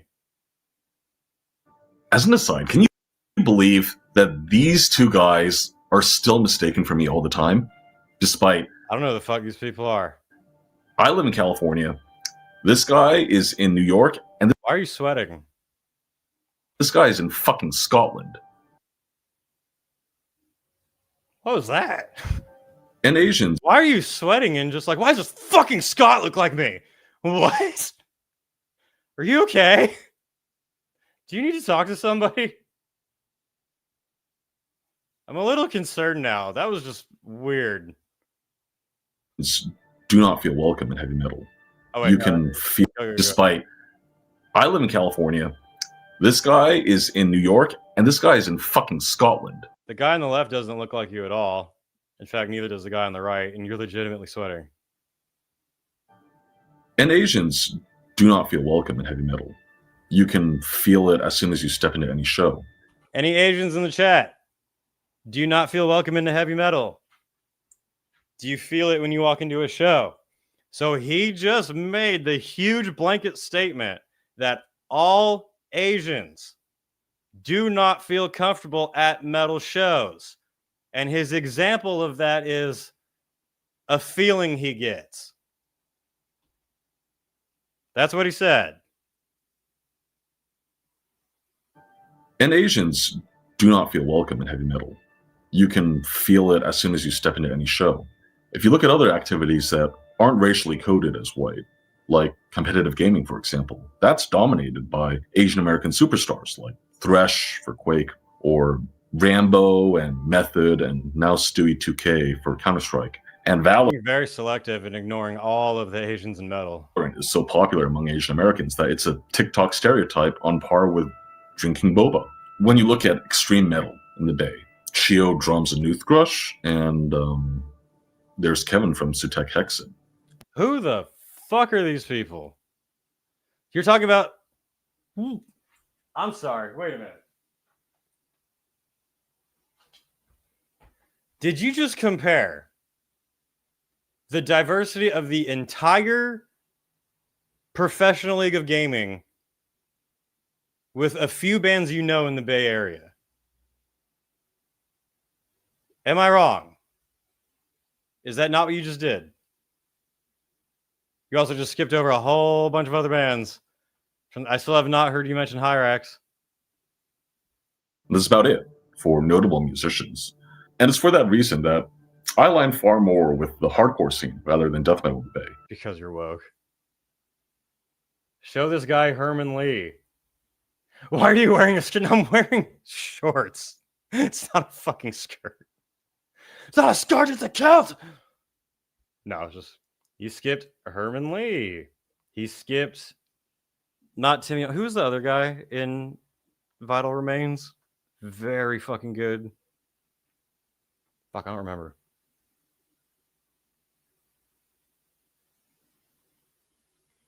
Courtney says, I should mention that my sister-in-law, who is from California, has never mentioned anything about feeling uncomfortable around white people. Well, she should know better. She should know that she's supposed to be afraid and feel like she's being judged by everyone whenever she walks into a room. According to him. Matt Hafey of Trivium is Japanese American. Lincoln fucking Park. Dave Suzuki, that's who I was thinking of. Yeah, Dave Suzuki is Asian. I don't remember where from exactly, but holy fuck. Amazing musician. Also, the hardcore scene, as someone pointed out, is mostly white leftists. So you're mostly in a scene of other whites with nose piercings telling you how racist everyone else is. Because that skews much younger and reflects the actual demographics of the Bay Area. If I go to a death metal show, it's going to be all old white people, and I have like a 50% chance of being asked where... What? You go to a death metal, it's all old white people? What shows you go? When you go to Brujeria, it's all old white people? When you go to Crypta, it's all old white people? That's news to me. I go to shows in LA. It's a lot of fucking Latinos, actually. That's like the majority of the scene down here. That's my band is. My band is 1/4 white, 3/4 Latino. Do I have to get rid of myself so that we actually fit accordingly to your logic? Suicidal tendencies, big one. Where were you really born? But if I go play a hardcore show, all the Filipinos and all the Vietnamese will pull up, all the Chinese and Latinos, all the young TikTok punks show out. It feels like home. Play a death metal show here in LA, it'll be full of Asians and Latinos. When I first started going to local shows here, seeing Cole and Joseph and Brian on stage as Spinebreaker, and then later on as Gulch and Tsunami, made me realize that I could be up there on stage too. And that's a feeling that... Who the fuck are these bands? Many other Asians in hardcore here must have shared, because we have all these amazing POC Bay Area bands like Doomsday or Extinguish or Field of Flames, Fentanyl, and more. If we move our gaze to Southern California, their regional metal scene is rich with Latinos, and attending a metal show there is about 50-50 for whites and Latinos. Wait, really?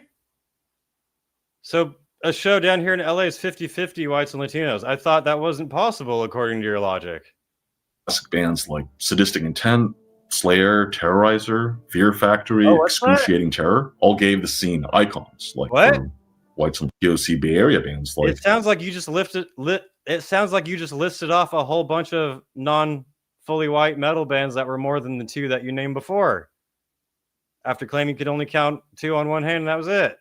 All of a sudden, there's a whole lot more bands. Doomsday. In a whole area where 50% of the crowd is Latino.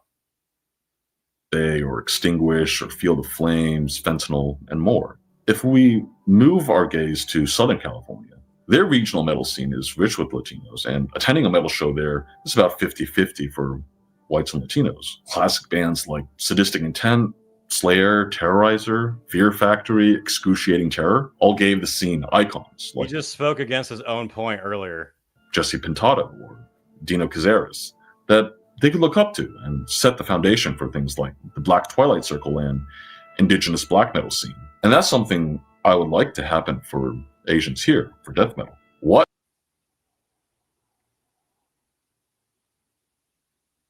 Dude's upset because there isn't an all-Asian death metal band in Berkeley. About Japan.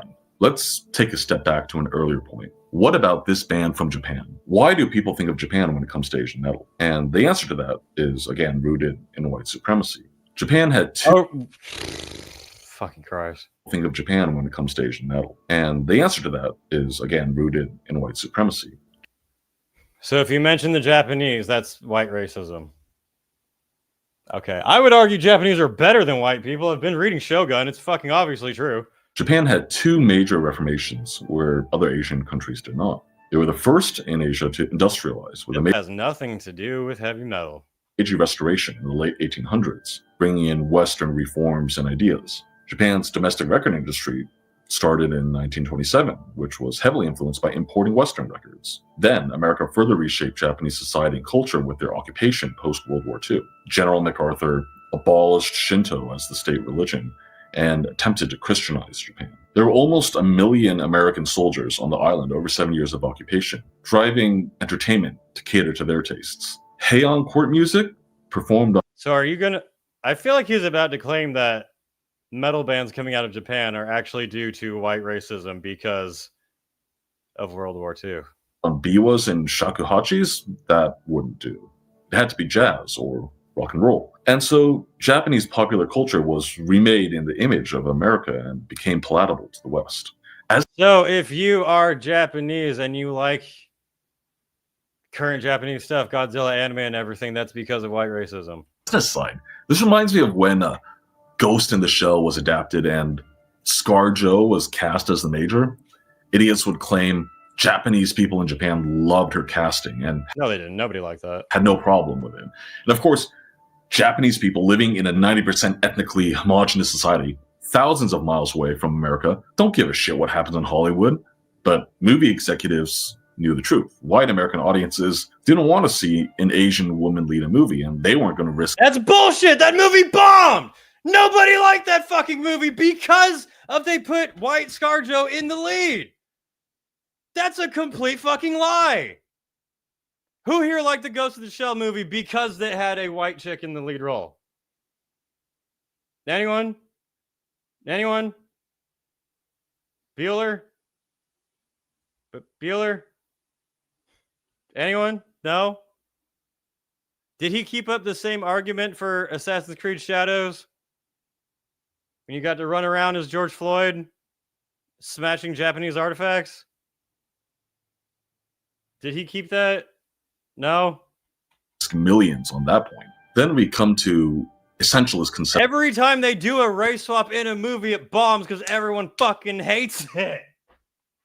Godzilla -1 did amazing because it was fully Japanese. RRR did amazing because it was fully Indian. You are full of shit. Conceptions of Japanese pop culture as superior. And I find this especially egregious because I still personally see supposedly woke leftists and punks espouse this all the time. Supposedly woke leftists, meaning that they're not woke leftists enough for him. That Japanese punk and grindcore contain mystical properties that make it cooler. It's in the water. They just do things differently. A nation remade in the image of Western culture to suit white sensibility, and they wonder why they can relate to it better. We can't ignore that Japan has consciously pursued cultural and economic soft power in her post-war years, as the new constitution created by the American occupation force forbade Japan from having a standing army. While Germany was carved up and made to pay reparations, America poured money into reconstruction of Japan as a bulwark against communism in China and Russia. Japan didn't even attempt to address reparations with Korea until... What does this have to... So when you walk into a metal show, you think about all this? You walk into a metal show to see a band, and this is what's running through your head when everyone's like, oh, I like this band. This was sick. Yeah, I like that album. That was good. That album's okay. I like when they had this member in. You're thinking, but what about when the Americans invaded Japan? How come no one's thinking about how that makes me feel? 1965, much less the Philippines or China, as part of American anti-communist strategy. And it's from this privileged position that... talk about what the Japanese did to their prisoners in World War II? Do you want to talk about that?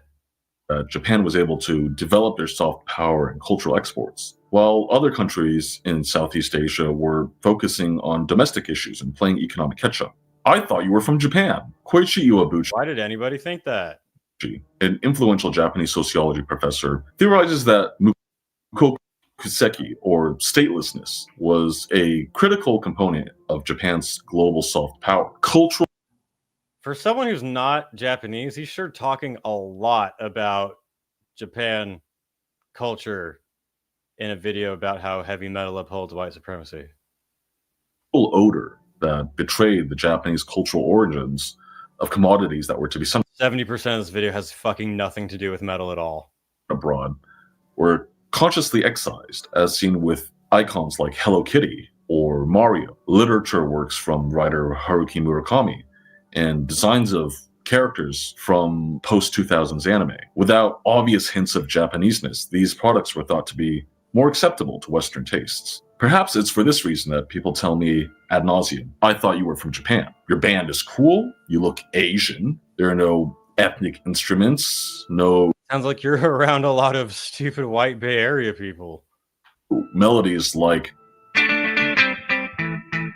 you can see some Asian writing on the front of the record. So obviously it can't be American in origin. I like it, so there's no way it could be from a geopolitical enemy of America.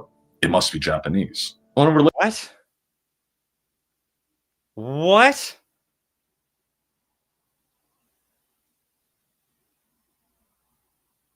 Do you think people come across your band on YouTube and go, hey, this song is pretty good, so they can't possibly be from a geopolitical enemy of my home country? Huh? You know there's fucking awesome bands from like Iran and Iraq and places like that? Related note, another legacy of white supremacy that we see in metal is the use of the Imperial Japanese Army's rising sun flag. Based. You can see it painted all over Charvel and Kramer guitars from the 80s. You can see it on... You're mad at us because we like your culture more than you do. Or no, their culture. You're not even Japanese! What the fuck is your problem with people showing a Japanese flag on a guitar if you're not Japanese? What the fuck? Are you just jealous? Do you want people to pay attention to your brand of Asian more than the other Asians? The fuck are you talking about? The Clash's live album and their merch. To Koreans and Chinese and Filipinos, it's the equivalent of a Nazi swastika. To white people, it's a cool Japanese flag that you can put on any piece of merch. So?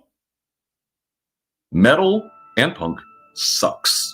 Moving on to the present day, metal and punk still sucks, even though it's supposed to represent a slice of the population that supposedly cares more about social justice. Here's an example that happened. He's about to complain that punks don't care enough about social issues.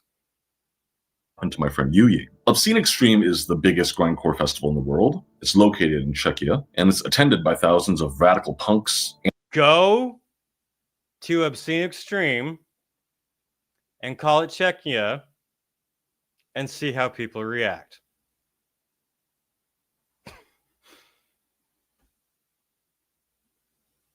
He needs to stop talking about my people, says Sophia. The fuck's this guy talking? Same bullshit. You claimed heavy metal is racist. Why do you think it's racist? Well, because people put the Japanese imperial flag on some things, and that makes me sad. I'm going to play the Japanese imperial song right after this.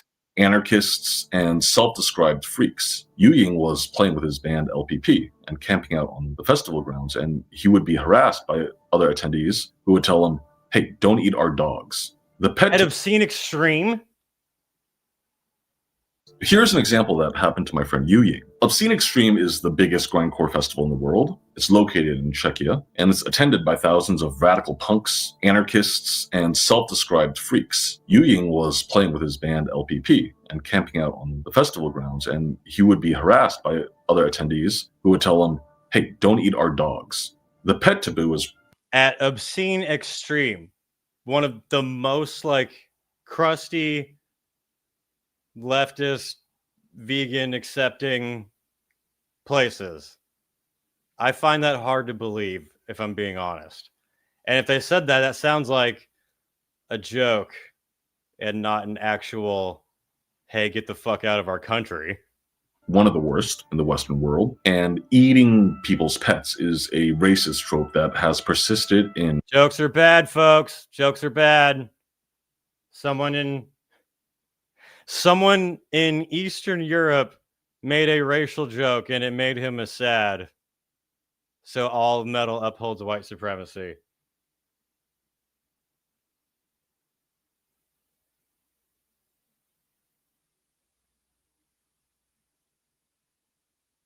There are some amazing Japanese punk bands. Oh, wait, you're jealous of the Japanese.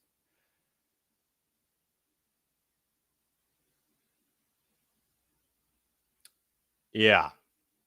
In every single country that has experienced Asian immigration. And it's also spread to anti-Haitian propaganda in Springfield in 2024, amplified by Trump and Vance from... I thought we were talking about Asians and Japanese.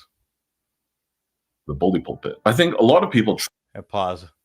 I mean, I keep talking while I look up something. treat racism as a concept that flows down from the bourgeoisie, that it's merely a tool used by the rich and powerful to divide the working class. And once the working class unites and overthrows the capitalists, racism will be over.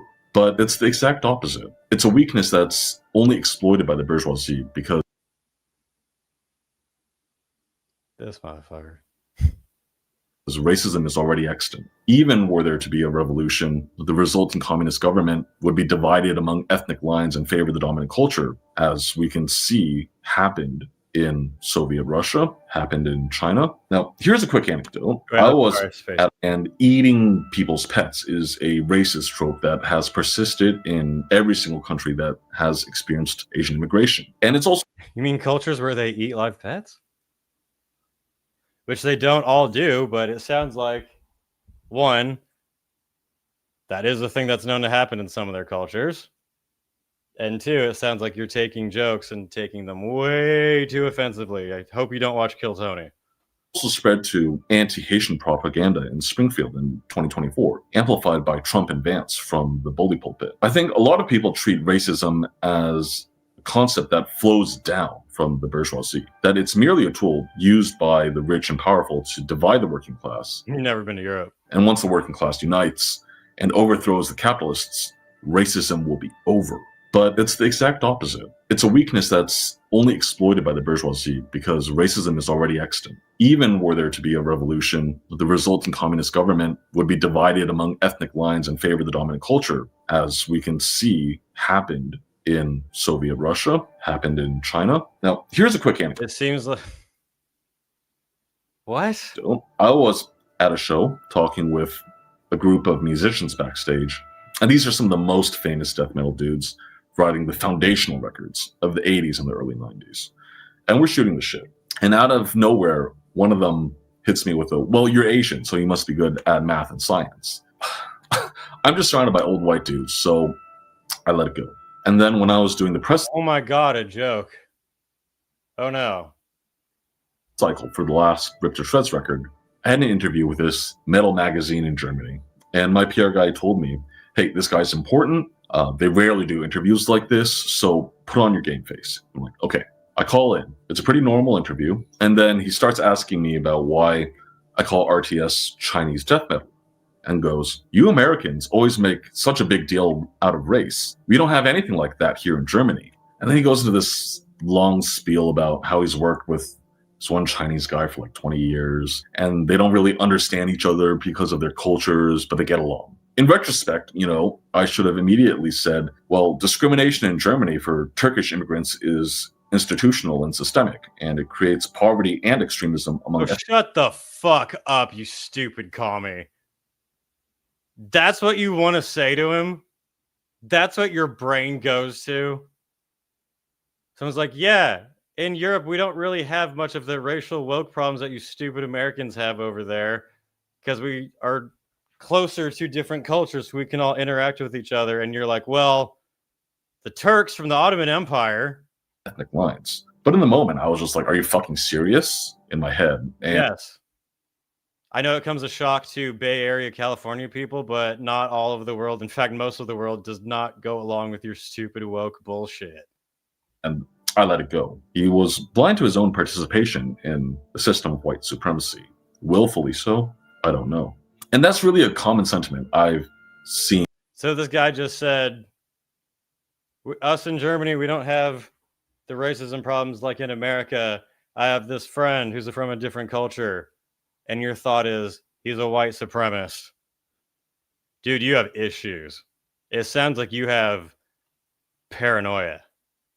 With French, Polish, Swedish, Norwegian grinders and metalheads that I've interacted with, that race doesn't matter in Europe. And then they would immediately start saying things about gypsies or Jews or... Nobody likes the gypsies! That doesn't count! Nobody likes the fucking gypsies!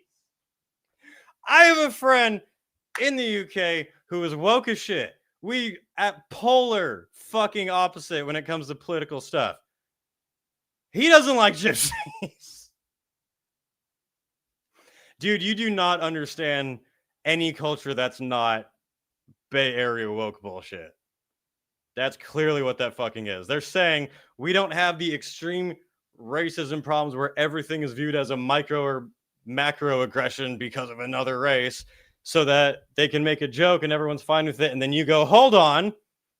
I, as a foreigner, am offended that you're not going by white Bay Area woke standards. Muslims that would make a KKK member blush. When you point out that what they say is fucked up, you're given the, well, we're preserving national culture as an excuse, even though modern nation states didn't even exist 100 years ago and were only formed through conquest in the 1800s. For example, modern Germany was carved out of Prussia and Austro-Hungary, multi-ethnic empires that included Germanic peoples, and we should remember that English is a Germanic language, along with ethnic Ukrainians, Hungarians, Poles, and more. And here's another example of what?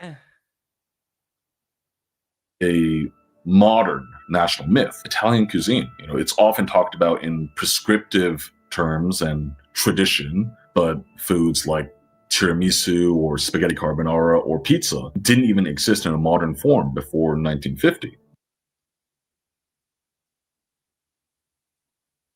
What does pizza not existing in 1950 have to do with metal upholding white supremacy? What tradition? It started yesterday. Then I can't even begin to count all the famous grindcore bands that are supposedly woke, uncritically making jokes about Kung Flu and the China virus. And it came from China! Are you fucking stupid?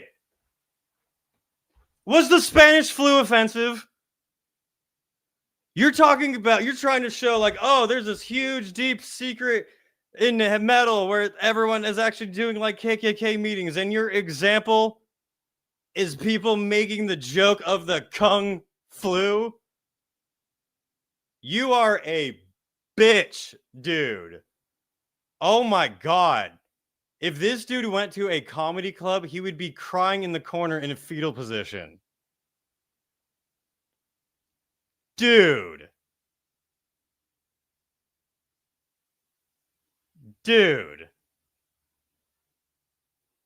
Am I fucking insane?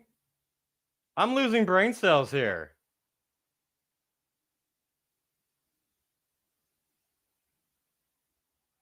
Does anyone else think that's completely fucking retarded? The amount of bands that are supposedly woke and then say the China virus for a virus that came from China. That kind of widespread rhetoric led to real physical violence against Asians living abroad during the pandemic. And now, most abroad? I don't know about abroad. It led to some violence against Asians in America for a little bit. And then the media stopped talking about it when they figured out who was doing it. Recently of all, we have South Park, which is somehow based among leftist punks for criticizing Trump and ICE, despite having two of the most racially charged Asian caricatures in American media since. This death metal musician is offended by South Park. Guys, what are we doing here? Are you sure you like metal?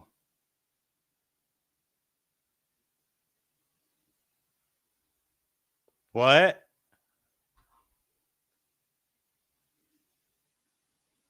I did not get to this part in the video. I am genuinely blown away.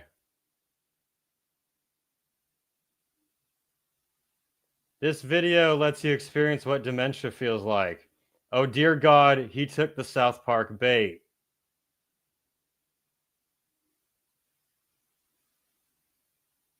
Bro. Are you going to go to a Rip to Shreds show and he's going to start complaining about South Park being offensive?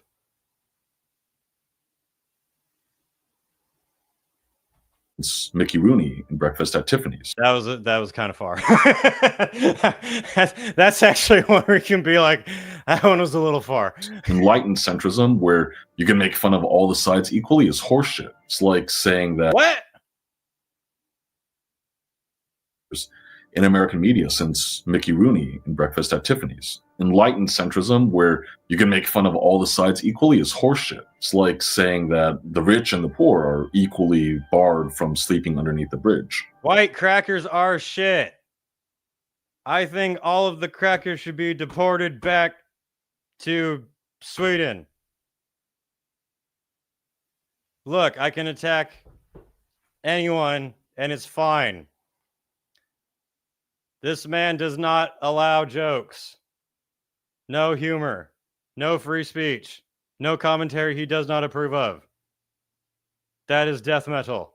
That is hardcore. To me, it's incredibly frustrating how politically apathetic China. To me, you are a child. And you are going to have a very difficult life if these things genuinely bother you.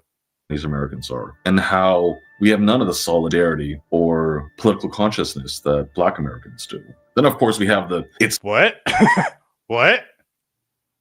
metal. It's supposed to be sketchy and dangerous rhetoric, Yes. which gives us metal threat, where legends like Unleashed or Dead Congregation are happy to play with bands like Argosland or Graveland. And Nobody even knows who the fuck that first band was.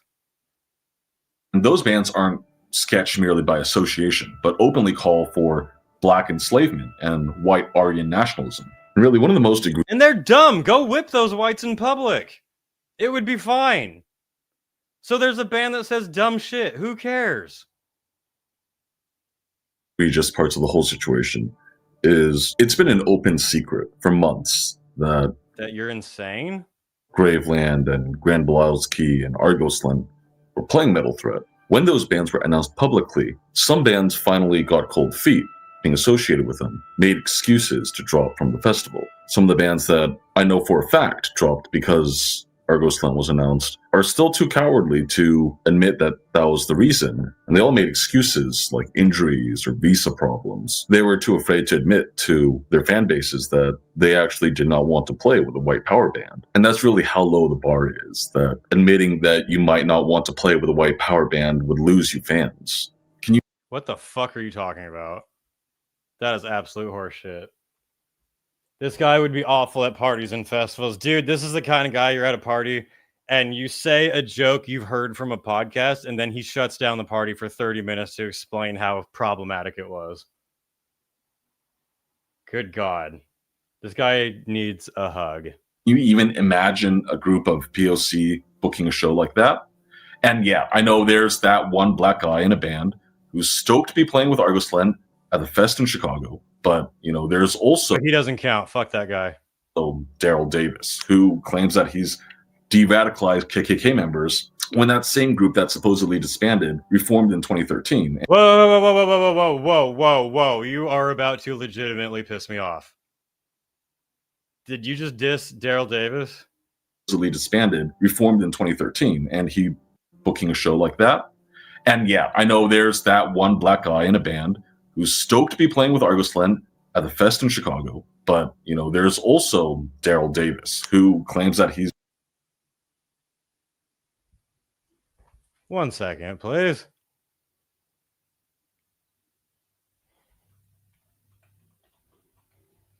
Yep. You cannot be fucking serious, dude. He's de-radicalized KKK members when that same group that supposedly disbanded reformed in 2013, and he would post bail for Imperial Wizards, whose friends would then claim that he was only using Davis for his money and call him all sorts of racial epithets. And that shit is a feel-good story for white America, to put all the responsibility of racism on black people and POC to reinforce the self-serving idea. So Daryl Davis, the person he was just shitting on, claimed that he said that Daryl Davis claims to have moved white supremacists away from it and everything. Daryl Davis is a 67-year-old black man. He's a jazz musician too, actually. And for many a long time, he has gone out of his way to engage and meet with KKK members. And he has personally helped move, or claims to have helped move, lots of them away from it. He says that he's met Klan members who he was the first black person they ever met, like, as a human, and they became genuine friends. And then he has some of the robes that, like, they gave him when they left the Klan. This man has done far more to fight racism than your stupid Vice articles and your whiny little YouTube videos gonna do. Are you fucking kidding me, dude? Sitting in your room in the Bay Area, you're shitting on Daryl fucking Davis? Are you fucking stupid?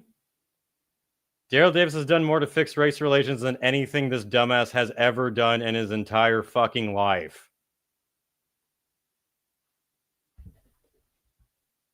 But as a fascist hater, do you actually know what a fascist is? Because it ain't old people who vote Republican. Of course, no, fascist is anyone who does not fully agree with what he thinks 100%. This is the guy that makes you leave your own party early. You know what? Yes. Yes, it's true. Anyway, how dare you disrespect Daryl Davis, you piece of shit? That genuinely pissed me off. Now I really don't like you. Idea that racism is merely prejudicial beliefs between individuals. And of course, we have ONSP and other neo-Nazi metal movements in Mexico, or the bizarre neo-Nazis in Mexico. Quite diverse Nazi movement. Case of Blue Eyed Devils, a white power band touring Mexico with one original white member and 3 Mexican session musicians. And those are the I didn't know about that. That's hilarious. Remnants of the Spanish colonial system, which placed pure white Now the Spanish are bad. Europeans at the top, above mixed mestizos with the indigenous at the bottom. And Mexican neo-Nazis believe themselves to be pure white European immigrants. It shouldn't be newsworthy. Mexican neo-Nazis consider themselves to be white Europeans, is what he just said. It shouldn't be newsworthy or unique to be an Asian guy saying, hey, racism is actually not cool. But that's not what you're saying. You're making a blanket statement, generalizing an entire genre of music fans and considering them a monolith because of their skin color and assuming that they are all prejudiced and hate you when they don't. And then you're going to come about and be like, I'm just trying to say that racism isn't cool when you're calling people racist for jokes. Claiming that everything is racist when there's plenty of other non-white people in the scene, in the genre, in the bands, but for some reason you're just not counting them. That's what they do. This is what I call on this is what I call how the woke work. It's all about the guise of empathy. They come off with the presence of, oh, they're just caring, innocent, just looking out for others, you know, just a good person. But that's a Trojan horse for all of the restrictions, censorship, actual racism. Wyatt started this by saying, I played with them, they sounded good, and now we all hate this guy. We're almost done, ladies and gentlemen. Institutions of heavy metal from the... That's like... What's a good example? If I went to a baby metal concert and I was walking around going, I'm just saying, Japanese are really fucked up to their prisoners of war in World War II. Is everyone just going to be like, oh yeah? Or they're going to be like, what are you saying here? You know? Like, if I go to a baby metal show and I'm like, yeah, but the Korean prisoners.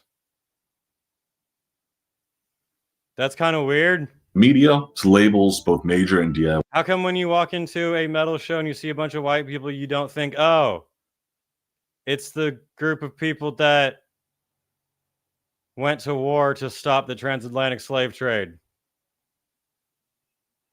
Why? To the bands and the audience cater to the interests of the white man. Famous talent scouts like Monty Connor or Mike Gitter? Where are the famous Asian American talent scouts? I can only think of Steve Joe, an uncountable number of notable journalists, whereas Asians really only have Cosmo Lee. I'm reminded a bit of what jazz pianist Toshiko Akiyoshi said on arriving in America. In those days, a Japanese woman playing like Bud Powell was something very new. So all the press, the attention, wasn't because I was authentic. It was because I was strange. And tracing the ascension of Rip to Shreds, for lack of a better word, back to writing an article for Decibel about Bruheria's racist comments about Chinese people during the pandemic leaves me with very mixed feelings. Because it's unique only in that no one in metal ever considered that racism might be bad before. What the fuck did you just say? You just said no one in metal ever considered that racism might be bad? Decibel about Bruheria's racist comments about Chinese people during the pandemic leaves me with very mixed feelings. Because it's unique only in that no one in metal ever considered that racism might be bad before. You can look at Herman Lee, and I followed Dragon Force for a very long Now all of a sudden he knows Herman Lee. time, ever since He knows of these picks when it suits his narrative. When it doesn't, there's only two he can barely think of. they blew up in 2006. And it wasn't until maybe the last 2 or 3 years that you would see Herman actually talk about facing racism in the metal scene, despite the fact that I saw so many people making fun of his accent, engaging in the racist trope that all Asians swap their L's and R's, but I guess he didn't.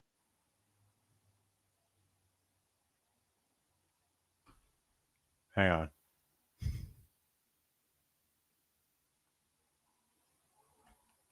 This dude is very offended by jokes. It's crazy.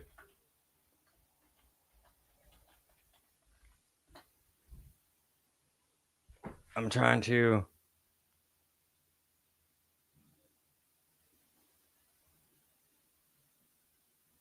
find something funny. Give me a moment.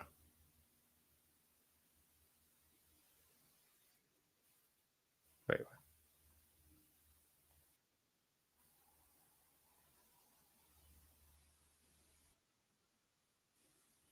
Sorry, I'm getting a joke ready. As he's complaining about fucking whatever, what was he saying?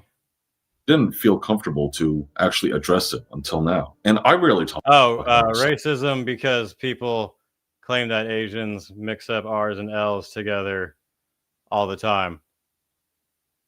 Fuck, I just closed the link I was trying to go to. God damn it.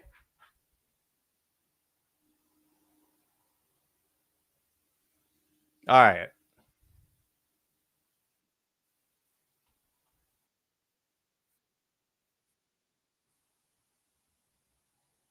Long pause for joke. It will be worth it. Since we're on the topic of Asian racism. Konnichiwa! How are y'all feeling? Yeah, boy! Did you know that China and Japan are actually a different countries? Oh, really? Trey's gonna. Anyway, I thought just it would be a good time for that clip for no reason at all. Let's let him finish. Because you get a lot of people saying that you're lying, you're exaggerating. Worst of all, you get, he never acted like that around me. And I simply don't like dealing with people coming into my DM. Seems like you don't like dealing with people. I'm saying, oh, I'm not really racist. I didn't mean it like that. I have a black best friend. I love Chinese food. And I'm... Who talks like that? Nowadays, when someone accuses you of being racist for saying a joke, you tell them to fuck off. Who goes like, oh, I'm so sorry. I actually have one black friend. Like, I would tell you to go fuck yourself. I'm sure those are things you've all heard a million times before. So over the last... I would make racist jokes about you to my black friends. Last 100 and some odd years, Chinese Americans and POC have been systematically excluded from partaking in many cultural institutions, claiming heavy metal love. Really? They've been excluded, even though we just listed a whole bunch of different bands. You somehow missed all of the death metal scene from Africa. You missed the entire Middle Eastern scene.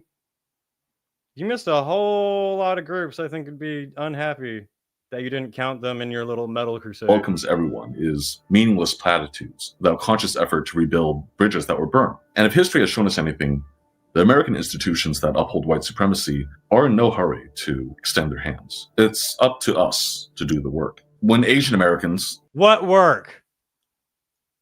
What are you gonna do? Come up to me and say, hey, I really like that article you wrote, or I'm really happy to see someone else like myself making this kind of music. That makes me feel like I'm doing something right. Hey, shout out to Meat Ham. Your energy is an inspiration. Sir, you made a racist. Says, I wasn't racist against Chinese before listening to him, and now I am. This is what happens when you take way too much fucking Tylenol. That's all for today. Tell me. So, yeah, that's his thoughts on how metal upholds white supremacy. 80% of that video had nothing to do with heavy metal at all. The other 20% had to do with feelings he gets when he walks into shows. And then he'll hear someone say a South Park joke. And then he goes, metal is racist. The comments, sadly, are full of simps agreeing with him, probably living from the same area.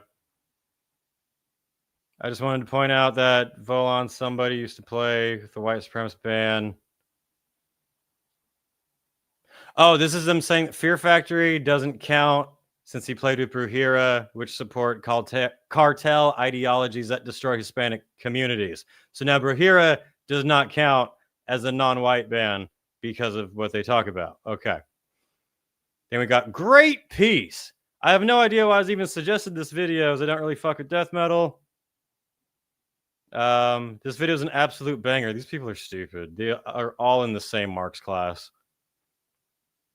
Holy shit, I had no idea racism against Asians was such a problem in the metal scene. That's because it's not. That's because it isn't. Damn, as a guilty white man, I haven't realized that it's a problem in metal. That's because it's not. So am I just racist, intolerant, bigot, or am I thinking this guy's completely fucking stupid, full of shit? It's that, like, that's my mean way of putting it. My trying to be nice and diplomatic way of putting it is that you are clearly living in a fucking Bay Area woke bubble where even other bands that are woke aren't woke enough for you. Because when they talk about the Japanese metal scene, you're like, well, they're not talking about my brand of Asian. So if someone says, hey, I like baby metal, do you go, are you saying that because I'm Asian? Like, what? This guy is a long-winded cuck who used AI to write this script. Wyatt, he is a retard. We both are, to be fair. Don't be nice. He doesn't deserve the nice. It's just really strange to assume that a whole group of people are judging you because of your race, but you're assuming that because of their race. You're going to a room full of white people and you're assuming that they are immediately thinking, what's an Asian doing here? Instead of thinking, I like this band.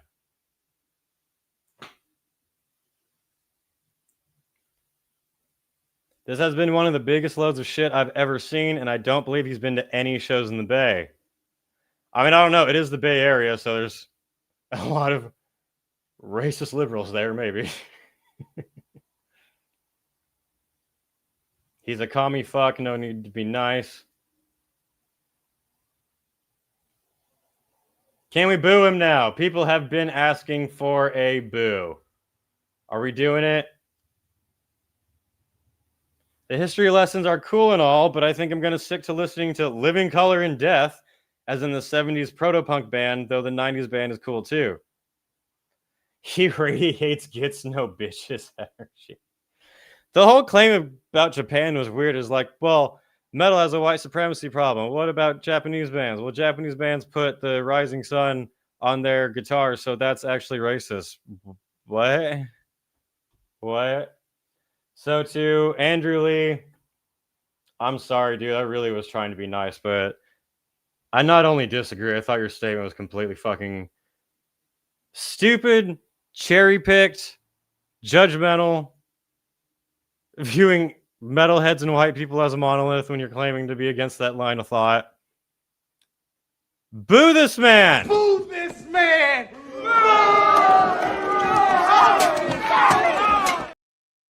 Yes. By the way, heavy metal was born in my country, England, and he didn't say a fucking word about that. He also didn't mention that those bands were inspired by black musicians playing instruments that were made in Asia and the Middle East. So, that was horseshit. Yeah, I don't like people who see a problem with everything. Everything is racist. Everything is a personal problem against you. Metal was always super racist until you came along. That's why you claim to only know of 2 bands with non-whites, and then you listed a whole bunch of bands with non-whites later on. I don't usually end the show with this, but if it's no piss them off, so hey.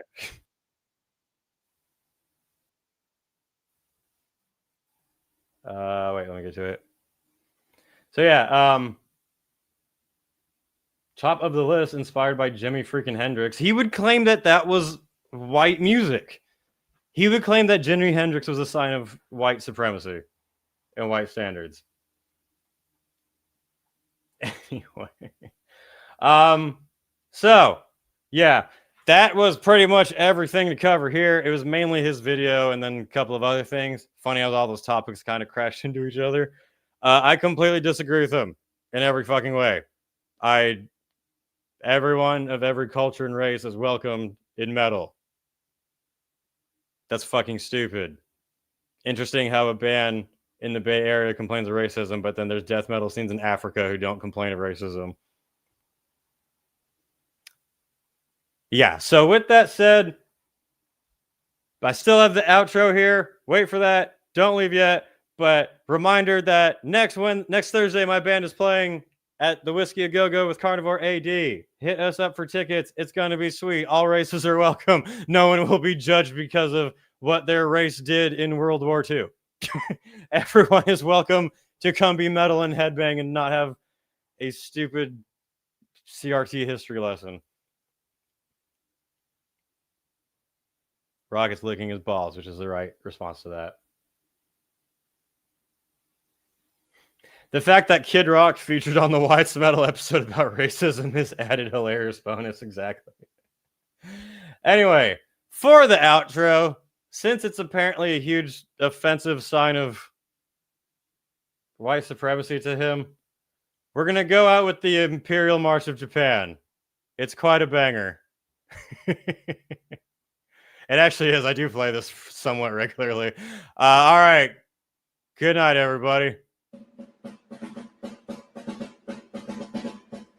我は暗雲我が敵は天地入れざる頂点ぞ敵の対象たるものは五根無双の英雄でこれに従うつわものは共に共感決しのし記事に恥じぬゆあるも天の許さぬ反逆を起こせし者は昔より栄し試しあらざるぞ歴の滅ぶるそれまでは進めや進めもるともに魂る剣抜き連れて死する覚悟で進む